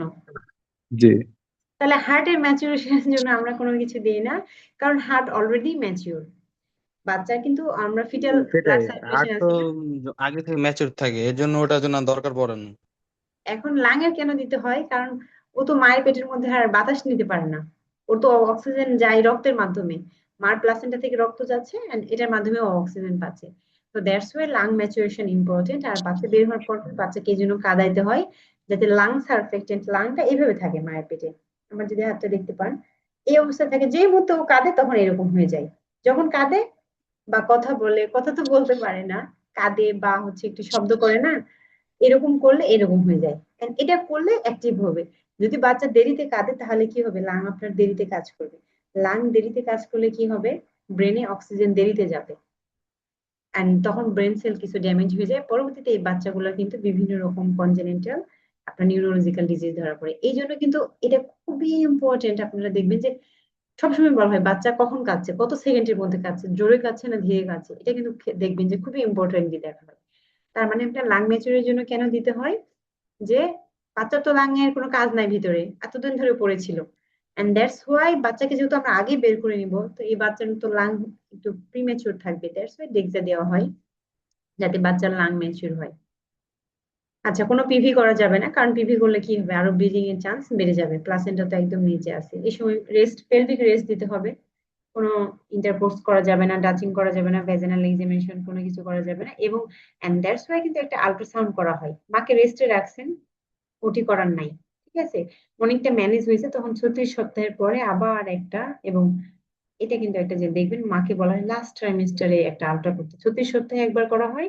এবং একদম যদি সম্ভব হয়, বেশিরভাগ হসপিটালে, আমি জানি না আপনাদের কি, আমি কিন্তু যত হসপিটালে প্র্যাকটিস করার সুযোগ পাইছি সবগুলোতে দেখছি যে লেবারের একদম আগ মুহূর্তে লাস্ট আলট্রাটা দেখা হয় যে প্লাসেন্টার কি অবস্থা ছিল, অ্যামনিওটিক ফ্লুইড কেমন ছিল। আচ্ছা, যদি যখন ডিসচার্জ দিবেন তখন বলতে হবে যে যখন ব্লিডিং যখন বন্ধ হয়ে যাবে তখনই আমরা একমাত্র দিতে পারবো, এবং ফিটাস ঠিকঠাক আছে, না হলে ইমিডিয়েট ওটি করতে হবে, বেড রেস্টে রাখতে হবে। খুব সহজ কথাবার্তা। কারণ কমপ্লিকেশন তো আপনারা নিজে নিজে বুঝতেছেন। এই ধরনের কি হয়, বাচ্চার মেল প্রেজেন্টেশন হয়। মেল প্রেজেন্টেশন কেন হয়, আমি একটু পিকচারে যদি যাই, সেটা বেজে গেছে, এখন একটা টপিক আপনাদের পড়াচ্ছি যেমন। আচ্ছা, এই যে দেখেন এইখানে থাকা অবস্থায় বাচ্চা যে সুন্দরভাবে অক্সিজেন পাচ্ছিল, নিউট্রিশন পাচ্ছে, ব্লাড সার্কুলেশন আসতেছে, খাবার দাবার এখানে তো পায় না, তখন ওর কষ্ট হয় না, এই যে সে শুধু ঘোরাফেরা করতেই থাকে এদিকে ওদিকে ছটফট করতে করতে, বেশিরভাগ ক্ষেত্রে মেল প্রেজেন্টেশন হয়। এটা একটা কমপ্লিকেশন না? মেল প্রেজেন্টেশন হলে আপনি নর্মাল ডেলিভারি করাতে পারবেন না। এই যে প্রিটার্ম লেবার, যেটা আমরা অলরেডি বলতেছি, যে যদি অবস্থা খুব খারাপ হয় তখন কি করতে হয়, প্রিটার্ম লেবার ইন্ডাকশন করে দিতে হয়। আর্লি রাপচার হয়ে যায়, প্রলাপ, অনেক সময় কর্ড কি বাইরে চলে আসে। কর্ড তো বাইরে চলে আসবে, আপনারা যদি একটু পিকচারটা একটু শুধু ভালো করে দেখে রাখবেন, কর্ড কোথায়, কর্ড ছিল আর কর্ড কোথায় আসছে। এখন তো কর্ডের জন্য বের হয়ে আসা ইজি না, দ্যাটস ওয়াই পরবর্তীতে কর্ড প্রলাপস হয়। আর তো ব্লিডিং শুরু হয় ডেলিভারির আগে, ডেলিভারির পর প্লাসেন্টার প্রোডাক্ট থেকে যায়, প্লাসেন্টার প্রোডাক্ট তারপরে পরবর্তীতে সেপসিস হয় যেহেতু ব্লিডিং হয়, এন্ড সাব ইনভলিউশন হয়। মা সহজে আগের জায়গায়, মার ফিজিক্যাল যে চেঞ্জটা, ইউটেরাস আগের মতো আগের জায়গায় আসে না, ছোট হয় না। আর বাচ্চার কি কষ্ট হয়, বাচ্চা তো অক্সিজেন কম পাচ্ছে, তারপরে কি হবে তাহলে, অ্যাসফাইসিয়া হবে ওর। এন্ড ওর অনেক সময় বাচ্চা ভিতরে মারা গেছে কিংবা গ্রোথ ঠিক মতো হবে না, বার্থ ইনজুরি হয়, কনজেনিটাল ম্যালফরমেশন হয় এই ধরনের বাচ্চার।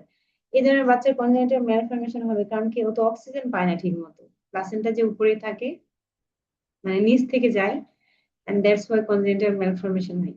নর্মালি আর কি এই ধরনের বাচ্চাদের দেখা যায় অক্সিজেনের অভাবে। আর অ্যাব্রাপ্সিও প্লাসেন্টা মানে কি, এটা প্রিম্যাচুরলি মানে ডিটাচ হয়ে যায়। ডিটাচ তো হবেই, একটু আমরা এই ছবিটা দেখি, নর্মাল প্লাসেন্টা এই জায়গায় থাকার কথা এখানে আছে, এখান থেকে যদি ডিটাচ না হয় তাহলে কি নর্মাল ডেলিভারি সম্ভব? এটা যে সার্ভিস, হ্যাঁ, এখান থেকে তো আপনার সম্ভব না যে বাচ্চা একটু যদি, ওকে ওয়াইডলি দিয়ে, আপনারা কি স্ক্রিন দেখতে পাচ্ছেন? জি ম্যাম। আচ্ছা, এই যে দেখেন এটা সার্ভিক্স, আমার কার্সরটা যেখানে রাখছি এটা হচ্ছে সার্ভিক্স। তো এখানে প্লাসেন্টা তো এখান থেকে ডিটাচ হতেই হবে, কারণ এখান থেকে প্লাসেন্টা ডিটাচ না হলে আপনার এদিকে তো ফিটাস আসতে পারবে না। কিন্তু যদি সময়ের আগে ডিটাচ হয়ে যায় তখন কি হবে, ব্লিডিং শুরু হয়ে যাবে। এই যে দেখেন, দেখতে পাচ্ছেন ব্লিডিং হচ্ছে।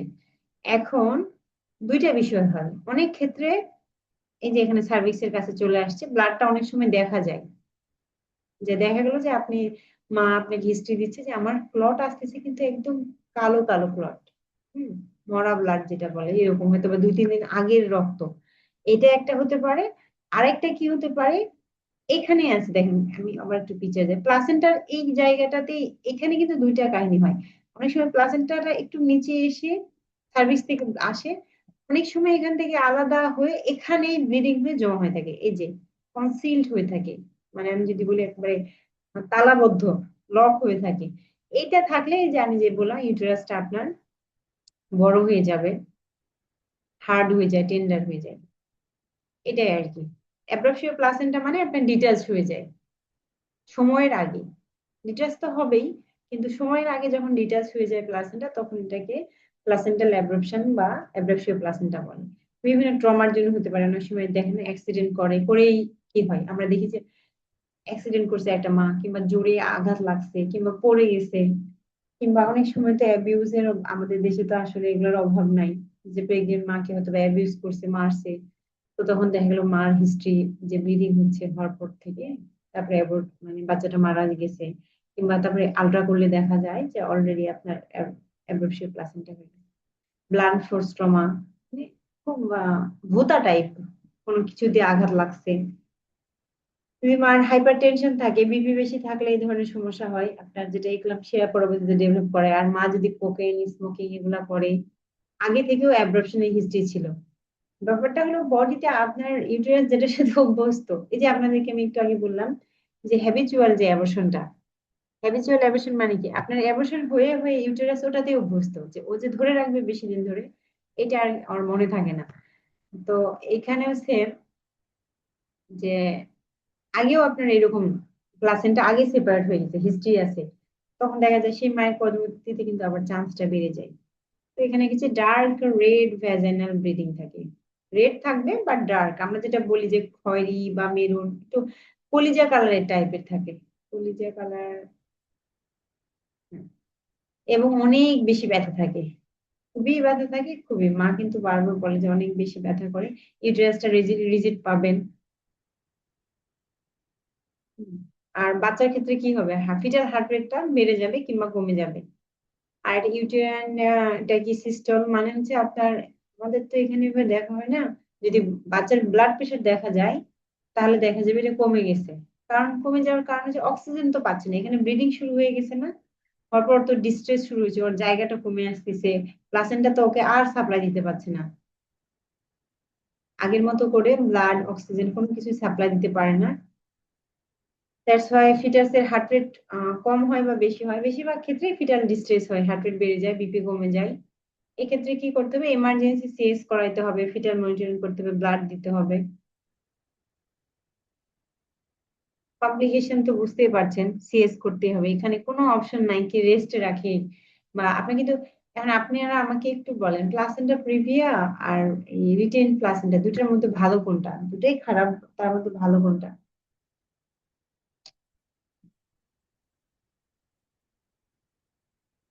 মনি কথা বলেন। Placenta previa. আচ্ছা, বায়েজিৎ আপনি শুধু কথা বলেন আর বাকি সবাই মনে হয় কানেক্ট করে কোথায় চলে যায়। মনি, আপনি কি শুনতে পাচ্ছেন? আসসালামু ওয়ালাইকুম আসসালাম। কে কথা বলছে? তিথি কথা বলছে নাকি মনি কথা বলছে? তিথি। আলাইকুম। আচ্ছা, তিথি বলো, প্লাসেন্টা প্রিভিয়া ভালো কেন? এই যে বায়াজিৎ উনি বলছেন যে প্লাসেন্টা প্রিভিয়া ভালো কেন?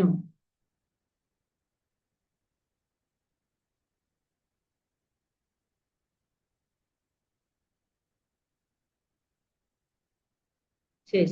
কেউ কথা বলেন কেন ভালো? আচ্ছা বায়াজিৎ আপনি বলেন যে প্লাসেন্টা প্রিভিয়া বেশি ভালো, আপনি ঠিক ম্যাম, বলছেন। এটা আমরা হচ্ছে আর্লি ডিটেক্ট করতে পারছি, Yes, যখন কমপ্লিকেশনটা শুরু হচ্ছে আমাদের, মানে তখনই আমরা ডিটেক্ট করতে পারছি এবং তৎক্ষণাৎ আমরা একটা management ব্যবস্থা নিতে পারতেছি। yes. জি। And তাহলে পরে আমরা তো সিএস দরকার ইমার্জেন্সি, আর ব্লিডিং তো শুরু হয়ে গেছে, আমরা অলরেডি এখানে দেখে আসলাম, তাই না? যে ব্লিডিং, এই যে এখানে অলরেডি ব্লিডিং হয়, ভিতরে আছে কিংবা বাহিরে আসতেছে, কিন্তু ব্লিডিং তো আমরা ব্লিডিং দেখতে পাচ্ছি 3-4 দিন পরে, কিন্তু আরো আগে থেকে অনেক ব্লিডিং হয়ে গেছে, তার মানে বেশিরভাগ ক্ষেত্রে মা শকে চলে যায়, দেখা যায় যে খেয়াল করে নাই মা, এটা একটা ইম্পর্টেন্ট, যে শকে যায়, ফিটাল ডিস্ট্রেস হয়, বেবি প্রিমেচিউর হবে। আচ্ছা, আমি আপনাদের ডিফারেন্সটা এখানে দেই নাই, পরে একটু অ্যাড করে দিব, ক্লাস শেষ লেকচারে অ্যাড করে দেবো। আমরা একটু রিটেইনড প্লাসেন্টা দেখি। রিটেইনড প্লাসেন্টা মানে কি? এটা হচ্ছে নর্মাল ডেলিভারির পর ইউটেরাসটা এমন হয়ে যায়, একদম ফাঁকা, সার্ভিসে কোনো প্রোডাক্ট নেই। কিন্তু রিটেইনড প্লাসেন্টা দেখেন, প্লাসেন্টা থেকে গেছে, সার্ভিসে যখন আপনি পিভি করছেন আপনি কিছু দেখতে পাচ্ছেন, প্রোডাক্ট এখনো রয়ে গেছে। এটাই হচ্ছে রিটেইন প্লাসেন্টা। রিটেইন প্লাসেন্টা কিন্তু 30 থেকে 60 মিনিটের মধ্যে বের হয়নি। যারা হচ্ছে আপনার মাল্টিগ্রাভিডা, অনেকগুলা বাচ্চা কাছে আছে, সে মানে 30 মিনিটের মধ্যে প্লাসেন্টা আউট হয়, কারো আরো আগে হয়, মানে ম্যাক্সিমাম 30 মিনিট। আর প্রাইমি মা যারা, তাদের 1 ঘন্টার মধ্যে প্লাসেন্টা বের হবে, এটাই নিয়ম। কিন্তু এই সময়ের মধ্যেও যদি বের না হয়, তখন সেই কন্ডিশনটাকে আমরা রিটেইন প্লাসেন্টা বলবো। লাস্ট ক্লাস যদি আপনারা করে থাকেন, তাহলে আপনারা বলতে পারবেন যে ইউটেরাইন অ্যাটর্নি কি। কেউ একটু আমাকে বলেন।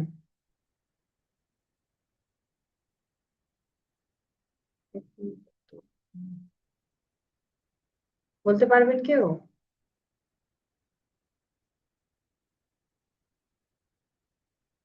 আচ্ছা, আমি বলি, আপনারা শুনতে পাচ্ছেন তো? বাকিরা প্রশ্নের উত্তর দিতে হবে না, শুধু বলেন যে ম্যাডাম জি শুনতে। ম্যাম। আচ্ছা, আমি বলছিলাম যে আপনারা ইউটেরাইন ইউটেরাইন অ্যাটর্নি এভাবে মনে রাখবেন যে হেঁটে হেঁটে যাচ্ছেন, অনেক হাঁটতেছেন, আপনাকে 20 তলায় উঠতে হবে। তো ফার্স্ট থেকে অনেক হাঁটতেছেন দৌড়ে দৌড়ে, 4-5 তলা বা 6 তলা ওঠার পর কি অবস্থা হয়? একটু টায়ার্ড লাগে। মনে পড়ছে ম্যাম এখন। হ্যাঁ, এখন আরো কয়েক তলা উঠছেন, 10 তলা পর্যন্ত উঠছেন, কিন্তু আপনাকে 20 তলা এখন মনে পড়ছে না। এখন হচ্ছে 10 তলাতে গিয়ে তো আপনার পা কোনোভাবে চলতেছে না, এরকম অবস্থা যে আপনাকে গুলি করে কেউ মারলেও আপনি আর 1 ফ্লোরও হেঁটে উঠতে পারবেন না। কিন্তু আপনার এখন হেঁটে ওঠা দরকার। ইউটেরাসের এটা হয় যে ইউটেরাস কন্ট্রাক্ট করতে করতে করতে করতে একটা সময় গিয়ে তার আরো কন্ট্রাকশন করার দরকার। কারণ একটু কন্ট্রাক্ট করলে তো প্লাসেন্টা বের হয়ে আসবে, বেবি বের হয়েছে, এবার প্লাসেন্টা বের হবে। কিন্তু ওই যে আপনার হয়তো বা অবস্ট্রাক্টেড লেবার হয়েছে, কিংবা শোল্ডার ডিস্টোসিয়া ছিল, কিংবা মায়ের অলরেডি অ্যাব্রাপশন প্লাসেন্টা ছিল, তো ইউটেরাস তো অনেকক্ষণ ধরে কাজ করে করে আসছে, এখন সে এই আগের লাস্ট থেকে হাইপার কন্ট্রাকশন। হাইপার অ্যাক্টিভ ছিল, হাইপার। অথবা সে হ্যাঁ। নর্মালি অ্যাক্টিভ ছিল বাট লং টাইম।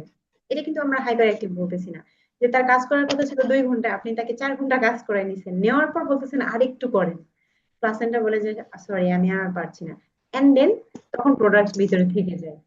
এটা হচ্ছে ইউটেরাইন অ্যাটর্নি। এটা হলে কি হবে? ব্লিডিং হবে। আর এটা হচ্ছে প্লাসেন্টা অ্যাক্রিটা।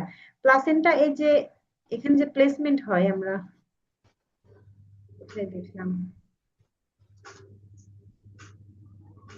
আচ্ছা, এই যে প্লাসেন্টার যে এখানে প্লেসমেন্টটা হয়েছে, এটা কিন্তু দেখেন একটা নির্দিষ্ট লেয়ারে আছে, ইউটেরাসে ঢুকে যায় নাই। এটা হচ্ছে ইউটেরাইন লেয়ার। আমি যে জায়গাটাতে কার্সর রাখছি, হ্যাঁ, এটা হচ্ছে ইউটেরাসের লেয়ার। কিন্তু প্লাসেন্টা অ্যাক্রিটাতে এটা একটা মানে মেডিকেল কন্ডিশন, যে এই প্লাসেন্টা যখন এখানে তৈরি হয়, এটা একদম বেশি ভিতরে ইমপ্ল্যান্ট হয়, একটু বেশি ভিতরে একদম ঢুকে যায়। এর ফলে কি হয়? বাচ্চা বের হয়ে গেছে, কিন্তু প্লাসেন্টাও বের হয়ে গেলে কিছু প্রোডাক্ট থেকে যায়, কারণ এটা একদম ভিতরের দিকে ঢুকে যায়। যে প্লাসেন্টা অ্যাক্রিটা, আপনারা একটু যদি কষ্ট করে নেটে সার্চ দেন, ছবি দেখলে আপনাদের মনের মধ্যে গেঁথে যাবে যে আসলে প্লাসেন্টা অ্যাক্রিটাটা কি। তারপর ট্র্যাপিং দা প্লাসেন্টা, এই যে প্লাসেন্টার কিছু প্রোডাক্ট থেকে থেকে যায় ভিতরে। ফুল ব্লাডার, যদি পেশাবের চাপ বেশি থাকে, ইউটেরাস বেশি করে কন্ট্যাক্ট করতে পারে না, প্রোডাক্ট থেকে যায়। প্রিটার্ম বার্থ, যদি প্রিটার্ম বার্থ হয় তাহলে কি হবে? আপনার প্লাসেন্টাও কিন্তু প্রিমেচিউর হবে। প্রিটার্ম বার্থ মানে কি? সময়ের আগে আপনাকে ডেলিভারি হয়েছে, সময়ের আগে না হয় আপনি ব্যথা তুলে বাচ্চা বের করে নিয়ে আসছেন, তো সময়ের আগে তো প্লাসেন্টা বের হবে না, কারণ প্লাসেন্টা তো জানে যে তার নির্দিষ্ট সময় পর তাকে সেপারেট হয়ে বের হতে হবে। তো এই জন্য প্রিটার্ম বার্থের ক্ষেত্রে কি দেখা যায়? বেবি ডেলিভারি হয়েছে কিন্তু প্লাসেন্টা থেকে যায়, কারণ mature না, এই যে বের হওয়ার জন্য ম্যাচিউর হইতে হবে, সেই ম্যাচিউর থাকে না, এই জন্য কিছু প্লাসেন্টা থেকে যায়। আর আগে থেকে যদি সিজার করা হয়, তাহলে ওখানে দেখা গেল সিজারের ওই সেলাইয়ে আটকে যায়, স্কারে কিছু কিছু প্রোডাক্ট আটকে যায়। ডায়াগনোসিস ক্রাইটেরিয়া আপনারা একটু দেখবেন, 1 ঘন্টা হয়ে গেছে তারপর ডেলিভারি হচ্ছে না, তাহলে হিস্ট্রি পাবেন আপনি। তারপর প্লাসেন্টার সেপারেট হলে যে যে সাইন সিম্পটম গুলো পাওয়া যাবে, হঠাৎ করে অনেক ব্লিডিং হবে, তারপরে আমাদের কর্ডটার লেন্থ বাড়তে থাকবে, ব্লিডিং হিস্ট্রি পাবেন। এরকম কিছুই পাওয়া যদি না যায়, তার মানে বুঝতে হবে যে ভিতরে প্লাসেন্টা থেকে গেছে। তারপর পিপিএইচ যদি চলতেই আছে, পিপিএইচ তো আপনার হবে না, প্রোডাক্ট বের হয়ে গেলে ব্লিডিং শেষ। এই যে একটু দেখেন, প্রোডাক্ট বের হয়েছে আর কোনো ব্লিডিং, মানে ওইরকম হিউজ ব্লিডিং হবে না, কিন্তু প্রোডাক্ট থেকে গেছে, ডেলিভারি 4-5 ঘন্টা হয়ে গেছে, আপনি ভাবতেছেন প্লাসেন্টাও বুঝে আউট হয়ে গেছে, অথবা আপনি ছিলেন না, আপনি আরেকজনকে রেখে গেছেন, আপনি এসে পাইছেন, আপনি দেখতেছেন ব্লিডিং সমান হারে হচ্ছে, তার মানে আপনাকে বুঝতে হবে যে ভিতরে প্লাসেন্টা রয়ে গেছে, শকের সাইন পাবেন। আর যখন আপনি প্যালপেট করবেন তখন দেখবেন ইউটেরাস সফট এন্ড ফ্লাবি হয়ে আছে এবং হার্ড। মাসাজ করতে গেলে হার্ড হার্ড তো হবেই, কারণ ভিতরে তো প্লাসেন্টা আছে, যে প্লাসেন্টা বের হবে তখন আপনি যদি মাসাজ করেন তখন দেখবেন সফট হয়ে গেছে ইউটেরাস। ইউটেরাস হার্ড থাকবে, তার মানে প্লাসেন্টা ভিতরে আছে। এগুলা সব হচ্ছে মিডওয়াইফ আর নার্সদের হাতের আর কি জাদু। তারা যারা এগুলো করেন তারা অভিজ্ঞ, একদম দেখেই বুঝে ফেলেন। ম্যানেজমেন্টে কি করতে হয় আর কি, ইউটেরাইন মাসাজ করতে হবে। আমি পিপিএস এর ম্যানেজমেন্ট আপনাদের পড়াইছি না, গত ক্লাসে পড়াইছিলাম, একদম পিপিএস এর ম্যানেজমেন্ট আর কি। ইউটেরাইন মাসাজ দিতে হবে, ব্লাড দিতে হবে, আর্গুমেন্টিন দিতে হয়। আর্গুমেন্টিন কি ধরনের ড্রাগ বলেন তো, লাস্ট ক্লাসে পড়াইছিলাম।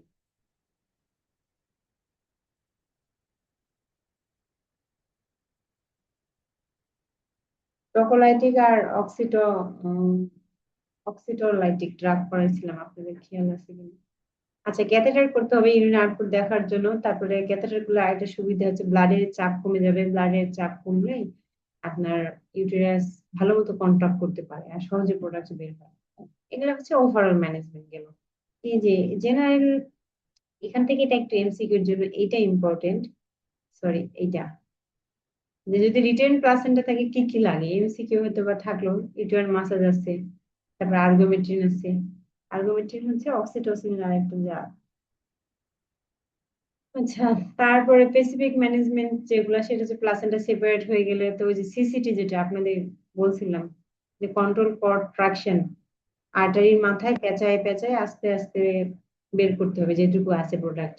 যদি সেপারেট না হয় তাহলে কি করতে হবে, অপারেশন করে জিয়ে দিয়ে বের করে নিতে হবে। এখন যদি কমপ্লিকেটেড হয়ে যায়, কমপ্লিকেটেড কি হয়েছে এত ডিটেলস আপনাদের লাগে না, আমি জাস্ট এখানে ডিসি দত্ত বই থেকে নেওয়া হয়েছে, তো এদের তো অনেক হিউজ লাগে।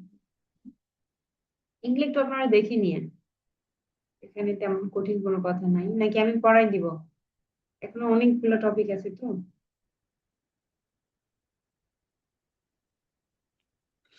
পসিবল হলে র্যাপিডলি পড়ায় দেন। আচ্ছা, র্যাপিডলি না, আমি যেগুলো ইম্পর্টেন্ট সেগুলো একটু বলি। হ্যাঁ, স্পেসিফিক ম্যানেজমেন্ট হলো আগে সেপারেট হয়েছে কিনা। আপনি দেখতেছেন সেপারেট হয় নাই, মানে প্লাসেন্টা সেপারেট হয়েছে কিন্তু এখনো আছেই, খুলে আসছে কিন্তু আছে, তখন আস্তে আস্তে ওই, আপনারা সিসিটি দেখছেন কি কখনো, আর্টারি, এটা হচ্ছে আর্টারি, তো এখানে তো আম্বিলিক্যাল কর্ডটা থাকতেছেই, আম্বিলিক্যাল কর্ডটা এখানে দিয়ে পেঁচাই নিতে হয়, নিয়ে আস্তে আস্তে আস্তে আস্তে, এইটা মনে করেন আপনার যদি আমার হাতে এটা হচ্ছে আর্টারি, যেটা হয় এভাবে এভাবে আস্তে করে, খুব আস্তে করে একজন টানবে, আস্তে আস্তে এভাবে টানবেও না অ্যাকচুয়ালি। আমি যদি পেন দিয়ে দেখাই দিই, এখানে যে সুতা যদি আস্তে আস্তে এভাবে এভাবে পেঁচাই নেন কেমন হবে, আপনি এভাবে একজন এরকম আস্তে আস্তে পেঁচাবে, এইরকম করে, এখানে বোঝা যাচ্ছে না, এইভাবে দিই, এই যে বুঝতে পারছেন, এইভাবে আস্তে করে পেঁচাতে থাকবে। আর একজনকে বাইলেটারালি মাসাজ করতে হবে, তাহলে কি হবে, ইউটেরাসটা সফট হবে, সহজে প্লাসেন্টা বের হয়ে আসবে। এটা হচ্ছে যদি সেপারেট হয়েছে এবং ভিতরে রয়ে গেছে, কিন্তু সেপারেট হয়নি তাহলে ওটিতে নিবেন। এখন মানে কমপ্লিকেটেড রিসেন্ট প্লাসেন্টা, প্লাসেন্টা ভিতরে আছে। আচ্ছা, একটু হোল্ড করেন, আমি পিসি চার্জ।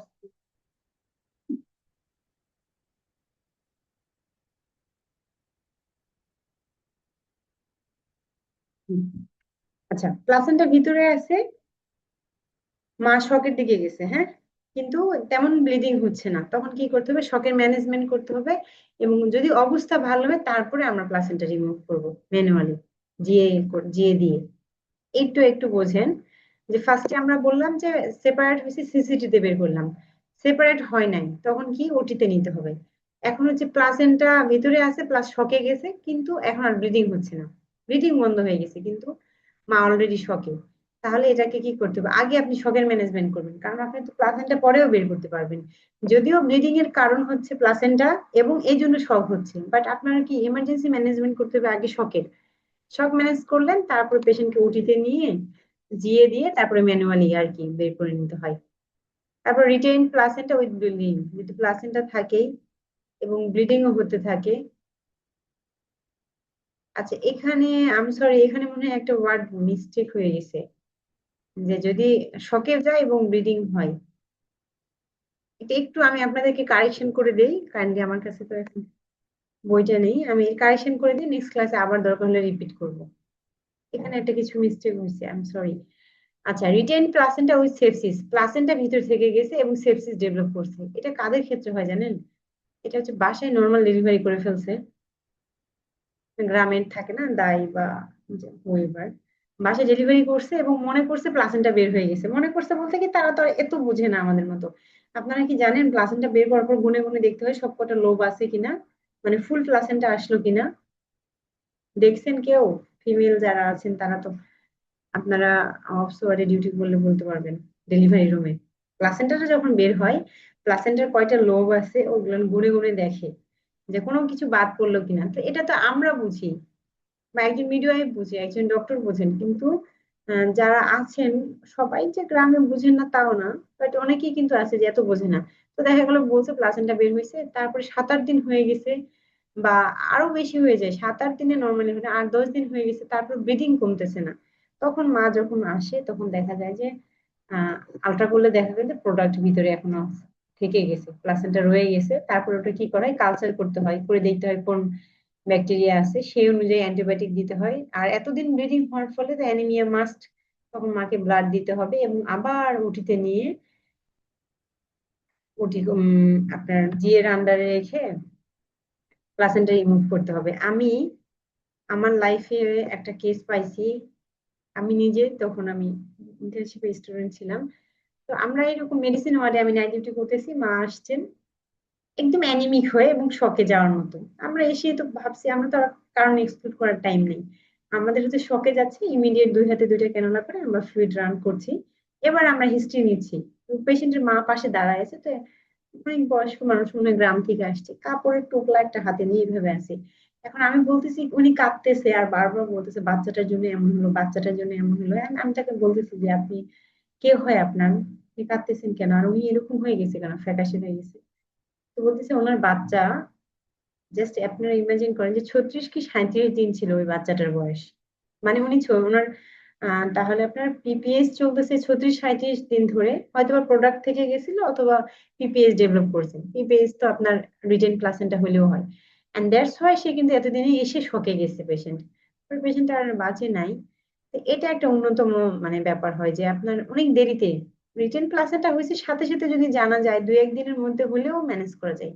আর যখনই লং টাইম হয়ে যায় তখন আপনার সেপসিস ডেভেলপ করে, তখন কালচার করে প্রপার অ্যান্টিবায়োটিক না দিলে মাকে আর বাঁচানোই যায় না। এখন প্লাসেন্টা থেকে গেছে, সাথে আবার ইপিসিওটমি উন্ড আছে, তখন আগে ইপিসিওটমি উন্ডটাকে রিপেয়ার করতে হবে, তারপর অ্যান্টিবায়োটিক দিয়ে ম্যানুয়ালি রিমুভ করতে হবে। মানে যাদের ওই যে সাইড কেটে করে না, সেলাই দিতে হয়। আর যদি আপনার এমন হয়েছে যে এত ব্লিডিং মার লাইফ রিস্ক হয়ে গেছে, মানে তাকে বাঁচানোর মতন অবস্থা নেই, তখন কি করতে হবে? এখন ইউটেরাসের মধ্যে প্লাসেন্টা আর কতটুকু আছে এসব দেখার কোনো টাইম নেই, ডিরেক্টলি হিস্টেরেক্টমি করতে হয়। আর না হলে তো ব্লিডিং বন্ধ হচ্ছে না কোনোভাবে, এটা হচ্ছে লাস্ট অপশন। খুব বেশি কমপ্লিকেশন না হলে এটাতে যায় না। আচ্ছা, কমপ্লিকেশন তো পিপিএস হবে, শকে যাবে, সেপসিস ডেভেলপ করবে, আর বারবার এটা হওয়ার চান্স থাকে। এখানে একটা পিকচার দিয়েছি আপনাদের বোঝার সুবিধাতে যে প্লাসেন্টার অ্যাব্রেপশন, ও আচ্ছা ওই ডিফারেন্সটা এখানে চলে আসছে, আমরা যেটা বললাম এটা একটু আপনারা দেখে নেবেন। এই যে পেইন থাকবে, প্লাসেন্টাল অ্যাব্রেপশনে অনেক বেশি পেইন থাকে, কারণ ব্লাড ভিতরে জমে থাকে, তো মার কষ্ট হয়, বাচ্চারও ডিস্ট্রেস হয়। প্লাসেন্টা পিরিয়ডে কোনো ব্যথা নেই, কিছু নেই, একদম রেড ব্লাড, এখানে ডার্ক ব্লাড আসে। একটু দেখে নেবেন, হ্যাঁ, আপনাদের মনে রাখার জন্য। আচ্ছা, পলিহাইড্রোনিয়াস, পলি মানে তো বেশি, যখন অ্যামনিওটিক ফ্লুইড বেশি হয়ে যায়, 2 লিটারের বেশি হয়ে যায়, তখন এটা হচ্ছে পলিহাইড্রোনিয়াস বা শুধু হাইড্রামনিয়াসও বলা হয়। আচ্ছা, এই যে দেখেন ফ্লুইড অনেক বেশি হয়ে গেছে। এটা 2 ধরনের হয়, অনেক ক্ষেত্রে দেখা গেল ধীরে ধীরে ফ্লুইড বাড়ছে, সবচেয়ে বেশি এটা কমন। অনেক ক্ষেত্রে দেখা যায় হুট করে, মার হচ্ছে 2 সপ্তাহ আগেও এত বেশি ফ্লুইড ছিল না আলট্রা রিপোর্টে, পরে এখন আলট্রা করে দেখা যাচ্ছে মানে পলিহাইড্রোনিয়াস। আপনি কিন্তু এরকম মা খুব কমই পাবেন যে পানি বেড়ে গেছে হুট করে। যার পানি বাড়বে শুরু থেকে ডাক্তার ফলো আপে বলবে যে আপনার কিন্তু প্রয়োজনের চেয়ে বেশি পানি আছে, এন্ড পলিহাইড্রোনিয়াসের যে রিস্ক গুলা এগুলা ব্রিফ করে। মায়ের যদি ডায়াবেটিস থাকে তাহলে কি হবে? মা বেশি বেশি খাবার খাবে, এন্ড তার শরীরে তো ইনসুলিনের অভাব, এই জন্য এখানে অ্যামনিওটিক ফ্লুইডও বেশি যায়, বাচ্চা বেশি বেশি খাইতে থাকে, এত বড় বাচ্চা হয়, পরে বাচ্চারও ডায়াবেটিস হয়, যেটা আমি আপনাদের একদম শুরুতে বলছিলাম। অ্যানেনসেফালি যদি হয়, অ্যানেনসেফালি কি বলেন তো?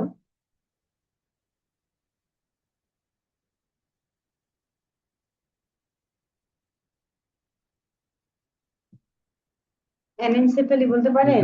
Congenital congenital anomalies. হ্যাঁ, কি হয় এটাতে? এ মানে এখানে এটা অ্যাবসেন্ট। ইয়ে থাকে মানে অ্যাবসেন্ট থাকে হচ্ছে আপনার রিকটাল না না, উম, একটু সেফালিক মাথা। মাথা। অ্যানেনসেফালিক এই যে আমাদের স্কালটা যেটা আছে না, বাচ্চার মগজ জি। থাকে কিন্তু স্কাল থাকে না, এই ধরনের ও বাচ্চা হ্যাঁ। এদের ক্ষেত্রে থাকে। তারপরে কোরিও এনজিওমা অফ প্লাসেন্টা, আপনারা পাইছেন কিনা কখনো? এটা হচ্ছে আপনার মিনাইন টাইপের এক ধরনের টিউমার হয় প্লাসেন্টাতে। এরকম যদি থাকে তাহলে আবার অ্যামনিওটিক ফ্লুইড বেড়ে যায়। এগুলো আসলে ইন ডিটেলস আমার ওইভাবে জানা নেই যে এই যে অ্যানেনসেফালি থাকলে কেন ফ্লুইডটা বাড়ে। এগুলো নিয়ে আসলে আর অনেক ডিটেলস পড়তে হবে, তাহলে হয়তো আপনাদের একটু প্রপার ওয়েতে এটা আনসার দিতে পারবে। ওকে, এই ধরনের থাকলে কি হবে? অনেক বেশি ফ্লুইড থাকলেও কিন্তু বাচ্চার কষ্ট, পানি কম থাকলেও যেমন কষ্ট, অনেক বেশি পানিতে একটা বাচ্চা ভাসতেছে এটাও কিন্তু অনেক বেশি কষ্ট হয়। ফিটাল ডিস্ট্রেস বাড়ে, তারপরে প্যালপিটেশন হয়, এক্সেসিভ মুভ করে বাচ্চা। আর অ্যাবডোমেনটা কেমন হবে? অনেক টান টান, মানুষ দেখে মনে করে কত বড় বাচ্চা আছে, পেটে মনে হয় দুইটা বাচ্চা আছে। অনেক সময় লেগিডিমা হয়। আর আমরা সাইন পাইলে মায়ের কি পাবো? মায়ের শ্বাসকষ্ট হয়, অ্যাবডোমেন বড় থাকে, এই জন্য তো উনি খাইতে পারে না, নিঃশ্বাস নিতে কষ্ট হয়। আর uterus larger than period of amenorrhoea, মানে তার পিরিয়ড হয়তো বা বন্ধ হয়েছে 5 মাস হইলো, তার মানে কি সে 5 মাসে প্রেগনেন্ট, কিন্তু পেটটা দেখে মনে হবে 8 মাসের প্রেগনেন্ট। এই জন্য কারো অনেক বড় পেট দেখলেও কিন্তু আপনি এজ এ নার্স এটা বলতে পারেন যে আপনি তো আলট্রা করে দেখতে পারেন। আপনার আপনি বলবেন না যে ফ্লুইড কম বা বেশি, বলবেন যে আলট্রা করছে কিনা বা সে জানে কিনা যে সত্যি তার ইউটেরাসে বেবি কি বড় বা দুইটা বেবি নাকি ফ্লুইড বেশি হয়েছে এই জন্য। Fetal parts not well defined, ভালো করে ফিটাল পার্টও বোঝা যায় না। আপনি যদি আমরা হাত দিয়ে যে ফিটাল পার্ট দেখি, এইভাবে দেখছেন কিনা, দুই হাত দিয়ে আমরা যে দেখি না, এটা দেখলে আসলে ফিটাল পার্টও ভালো করে বোঝা যায় না, কারণ এত পানি থাকে। পানির মধ্যে টাচ করে কোথায় ফিটাল হেড আছে, কোথায় বাটক, কোনটা কোথায় পিঠে, এগুলো ঠিকভাবে বোঝা যায় না। আর একটা কি অসুবিধা বলেন তো, এই বেশি পানি থাকার জন্য বাচ্চা খালি নেচে বেড়ায়, and that's why mal presentation develop হয়। এটা কমপ্লিকেশন, এটা একটা বড় কমপ্লিকেশন। এটা করার জন্য আলট্রা করতে হবে, আরবিএস করতে হবে। আপনি এটার জন্য আরবিএস কেন করবেন বলেন তো? মায়েদের এই জন্য আরবিএস করতে হয় বারবার। আলট্রা তো করতেই হয় যাতে আপনার অ্যামনিওটিক ফ্লুইড দেখা যায়, বাচ্চার পজিশন দেখা যায়, সবকিছু দেখা যায় না। আরবিএস কেন করব বলতে পারেন? ডায়াবেটিক্স ডেভেলপ করছে কিনা। জি, ডায়াবেটিস ডেভেলপ করলে আপনার জিডিএম ডেভেলপ করবে, পলিহাইড্রামিয়াস করবে, বাচ্চারা আবার বড় ডায়াবেটিস হতে পারে। এই জন্য আরবিএসটা কিন্তু রেগুলার চেক করা হয়, থাইরয়েড, আরবিএস, আলট্রা, আর ব্লাড গ্রুপিং করে রাখতে হবে যদি না করা থাকে, কারণ এটা একটা ইমার্জেন্সি কেস। হুট করে যদি ইমার্জেন্সি হয়, অনেক বেশি ডিস্ট্রেস হলে পরে সাথে সাথে উঠি, আর কোনো কিছু করতে হবে। আচ্ছা, হসপিটালাইজ নিতে হবে এখানে। ট্রিটমেন্ট কি আর কি? ট্রিটমেন্ট হচ্ছে কিসের জন্য হচ্ছে, হ্যাঁ, এত ফ্লুইডটা বাড়ছে কেন? বাচ্চার কি, মায়ের কি ডায়াবেটিস আছে নাকি হার্ট ডিজিজ আছে? হার্ট ডিজিজ হলে কি হয়? শরীরে এমনি ফ্লুইড বেশি হয়, তাই না? হাত পায়ে পানি নামে, চোখ মুখে পানি নেমে যায়। তো মায়ের ডায়াবেটিস আছে নাকি কার্ডিয়াক ইস্যু আছে নাকি রেনাল ইস্যু আছে, যেটা আছে সেটা ট্রিটমেন্ট করতে হবে। করলে অনেক সময় ফ্লুইড কমে আসে। এই যে আরেকটা হচ্ছে ইন্ডোমিথাসিন দেওয়া হয় দিনে 4 বার করে। এটা হচ্ছে আপনার অ্যামনিওটিক ফ্লুইড কমে দেয়। লাইসিক্স খুব একটা কাজে দেয় না, সামান্য পরিমাণে একটু দিলে দেওয়া যায়। আর অবস্টেটিক ট্রিটমেন্টে কি, যদি আনকমপ্লিকেটেড, মানে আপনাকে কি বললাম, মেল ফরমেশন হয়, কিন্তু এই বাচ্চাদের mal presentation with mal formation খুবই কমন। এখানে কমপ্লিকেশনে কি দিচ্ছিলাম, এই যে কনজেনিটাল অ্যানোমালি, এটা একটু ভালো করে পড়বেন যে পলিহাইড্রামিয়াসের এটা একটা অন্যতম সমস্যা। পানি বেশি থাকার কারণে বাচ্চার পরবর্তীতে যে ফিটাল ম্যালফরমেশন বেশি হয়। এখন মা যদি ট্রিটমেন্ট দিচ্ছে না এবং মাও ইমপ্রুভ করতেছে, ভালো হচ্ছে, সমস্যা কমে গেছে, তাহলে চলতে থাকবে, ডেলিভারি পর্যন্ত আমরা ওয়েট করব। কিন্তু মায়ের অনেক বেশি কষ্ট হয়ে যাচ্ছে। যদি 37 সপ্তাহের কম হয় তাহলে অ্যামনিওসিনথেসিস করা হয়। অ্যামনিওসিনথেসিস কি বলতে পারেন?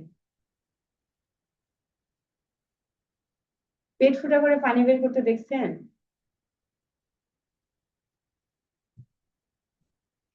অ্যামনিওসেন্টেসিস মানে অ্যামনিওটিক ফ্লুইড বের করে ফেলা। কিছু অ্যামনিওটিক ফ্লুইড বের করে ফেলা হয়। 37 সপ্তাহ হলে একটু কম পরিমাণ বের করা হয়, আর 37 সপ্তাহের বেশি দ্যাট মিন্স আপনার ম্যাচিউর হয়ে গেছে বাচ্চা, তখন বেশি করে পানি বের করে ফেলা হয়। আর যদি টুইন প্রেগনেন্সি হয় তাহলে সেই অনুযায়ী ম্যানেজমেন্ট। এখানে হচ্ছে টুইন প্রেগনেন্সি আপনার ব্যথা উঠলে সেই একটা ম্যানেজমেন্ট আলাদা, ডিস্ট্রেস থাকলে যেটা সমস্যা হবে আর কি টুইন প্রেগনেন্সি। আর কমপ্লিকেটেড কেস যদি হয়, ফিটাল অ্যানোমালিস আছে, এই দুইটা একটু বোঝেন আপনারা।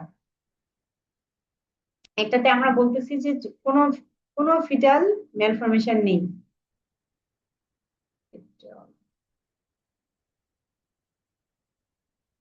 কোনো ফিটাল ম্যালফরমেশন নাই, হ্যাঁ, সেক্ষেত্রে আপনি কন্টিনিউ করেন। এখন হচ্ছে ফিটাল ম্যালফরমেশন নাই কিন্তু মায়ের কষ্ট হয়, হ্যাঁ, মায়ের অনেক বেশি কষ্ট হচ্ছে, সেক্ষেত্রে কি করতে হবে, আপনার ফ্লুইড বের করে নিতে হবে। 37 সপ্তাহের কম হলে প্রিম্যাচুর বেবি কম পানি বের করতে হবে, 37 সপ্তাহ হলে বেশি করে বের করতে হবে। এখন কমপ্লিকেটেড কেস মানে আপনার ফিটাল অ্যানোমালি আছে, বাচ্চার কোনো একটা সমস্যা আছে, এরকম যদি কেস পান তাহলে একদম টার্মিনেট করতে হবে। টার্মিনেট করতে হবে কিভাবে, এটা এটা দেখার সময় নাই যে এখন আপনার আমরা তো 37 সপ্তাহ হলে আরামসে ডেলিভারি করাতে পারি। এখন দেখা গেল যে 32 সপ্তাহ হয়েছে বা 33 সপ্তাহ, এরকম দেখার কোনো সুযোগ নাই বা রেস্ট করার সময় নাই যে ঠিক আছে আর 2 সপ্তাহ মাকে কোনো রকম ভাবে রেস্ট করাই, পরে আমরা ডেলিভারি করি। এটা termination of pregnancy irrespective of gestational age. Delivery I am sorry, conceive করার টাইম যতই হোক, এখন আপনার 20 সপ্তাহ হোক, 20 তো না, 28 সপ্তাহ হোক আর 32 সপ্তাহ হোক, 33 সপ্তাহ হোক, যে অবস্থাতে আপনি পাবেন ওই অবস্থাতেই সঙ্গে সঙ্গে মানে প্রেগনেন্সি টার্মিনেট করে ফেলতে হবে, এখানে আর রাখার কোনো অপশন নাই। তাহলে একটু ম্যানেজমেন্টটা দেখেন যে শুরুতে হচ্ছে জেনারেল যে ম্যানেজমেন্ট, ইন্ডোমেন্থাসিন একটা দেওয়া যেতে পারে, ল্যাসিক্স দিলেন, মানে ডক্টর দিবে আর কি, আমরা শুধু খাওয়াই দিব। আর ম্যালফরমেশন নাই, হ্যাঁ, ম্যালফরমেশন না থাকলে মায়ের কষ্ট না হলে চলুক, এভাবে কষ্ট করে চলুক। আর মায়ের খুব বেশি কষ্ট হলে ফ্লুইড বের করে ফেলতে হবে। এখন দেখা যাচ্ছে মায়ের কষ্ট গুলোর বাদ বাচ্চারই অ্যানোমালি আছে, তাহলে টার্মিনেট করতে হবে প্রেগনেন্সি। মায়ের কি হয়, বিপি বেড়ে যায়, মেল প্রেজেন্টেশনটা এই যে বললাম যে বাচ্চা লাফায় লাফায় বেড়ায়, তো এই জন্য অনেক বেশি মেল প্রেজেন্টেশন হয়, তাড়াতাড়ি করে আপনার রাপচার মেমব্রেন হয়ে যায়, মেমব্রেন রাপচার হয়ে যায়।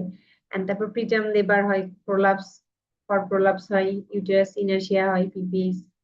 আর ফিটাসের কি হবে, যেহেতু এরকম যন্ত্রণা হলে তো আগে বাচ্চাকে টার্মিনেট করতে হচ্ছে, তো সো প্রিমেচুর হওয়ার চান্সটা বেড়ে গেল, এটা কিন্তু একটা কমপ্লিকেশন। আপনারা ভাবতে পারেন ম্যাডাম সিজারিয়ান সেকশন করতে হয় প্রিমেচুর হয়, এখানে কমপ্লিকেশনের কি আছে, এটা অবভিয়াসলি একটা কমপ্লিকেশন। একটা বাচ্চা আপনার 38 সপ্তাহে বা 40 সপ্তাহে 42 সপ্তাহে ডেলিভারি হওয়ার কথা, তাকে 2-3 সপ্তাহ আগে ডেলিভারি করাতে হচ্ছে, এটা তার জন্য একটা কমপ্লিকেশন না? তার তো পরবর্তীতে অনেক ধরনের প্রবলেম দেখা দেয়।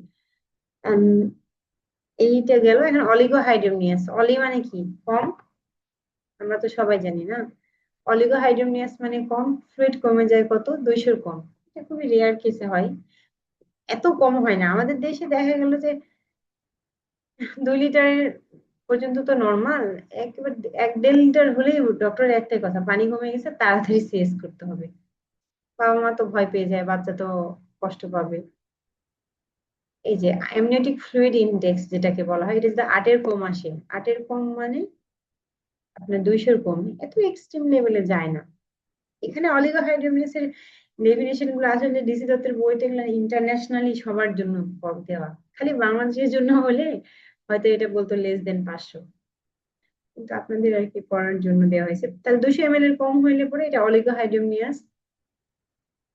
পানি কমে যদি যায়, কি কি কারণে হতে পারে, বাচ্চার যদি কোনো ক্রোমোজোমাল ডিজিজ থাকে এটার জন্য হতে পারে, কিডনি ডিজিজের জন্য হতে পারে, তারপর অবস্ট্রাটেড ইউরোপ্যাথির জন্য হতে পারে, স্পন্টেনিয়াস রাপচার করে ফেলতেছে বারবার, মা বলে না শুরু থেকে পানি ভাঙতেছে, এরকম একটা কথা বলে।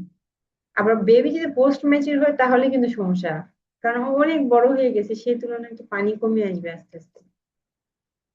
তারপরে ইন্টারইউটেরাইন গ্রোথ রিটার্ডেশন, বাচ্চার সেভাবে গ্রোথও হয় না, মায়ের হচ্ছে বিপি বেশি যদি থাকে সেক্ষেত্রে এই ধরনের সমস্যা হয়। ইউটেরাস এবং প্লাসেন্টাল কোনো যদি ইনসাফিসিয়েন্সি থাকে, কোনো ডিজিজ থাকলে, আর মা যদি এমনিতেই পানি কম খায় তাহলে তো অলরেডি তার এমনিতে পানি কমই হয়ে যাবে, মানে ইডিওপ্যাথিক হয় যদি।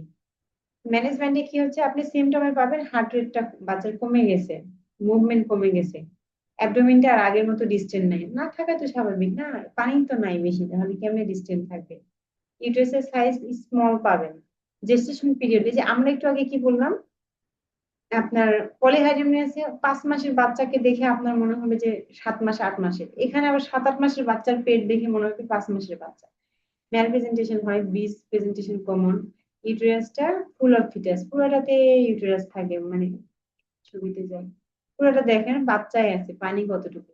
আর আমরা যদি, আচ্ছা নিচে আছে, আমি কম্পেয়ার করে দেখি যাই, এগুলোর ক্ষেত্রে কি হবে, যেহেতু বাচ্চার আপনার কনজেনিটাল ম্যালফরমেশনের চান্স বেশি, যদি দেখেন যে আলট্রা করে কি দেখলেন বাচ্চার আবার কনজেনিটাল অ্যানোমালিও আছে, সেক্ষেত্রে আপনি এখন ওয়েট করেন যে ভ্যাজিনাল ডেলিভারি কখন হবে এই পর্যন্ত। কারণ এই বাচ্চা তো এমনিতেও দেখা যায় সার্ভাইভ করতেছে না, কিংবা যেহেতু অলরেডি একটা কনজেনিটাল ম্যালফরমেশন ওলা বাচ্চা হবে, এর জন্য মার আবার ওটি করতে গেলে তো মার একটা লাইফ রিস্ক হয়ে যায়। তো এই জন্য আর নতুন করে আবার ওটিতে যাওয়া হয় না, আবার ওটি করতে গেলে তো বাচ্চারও কিছু সাইড ইফেক্ট পড়ে।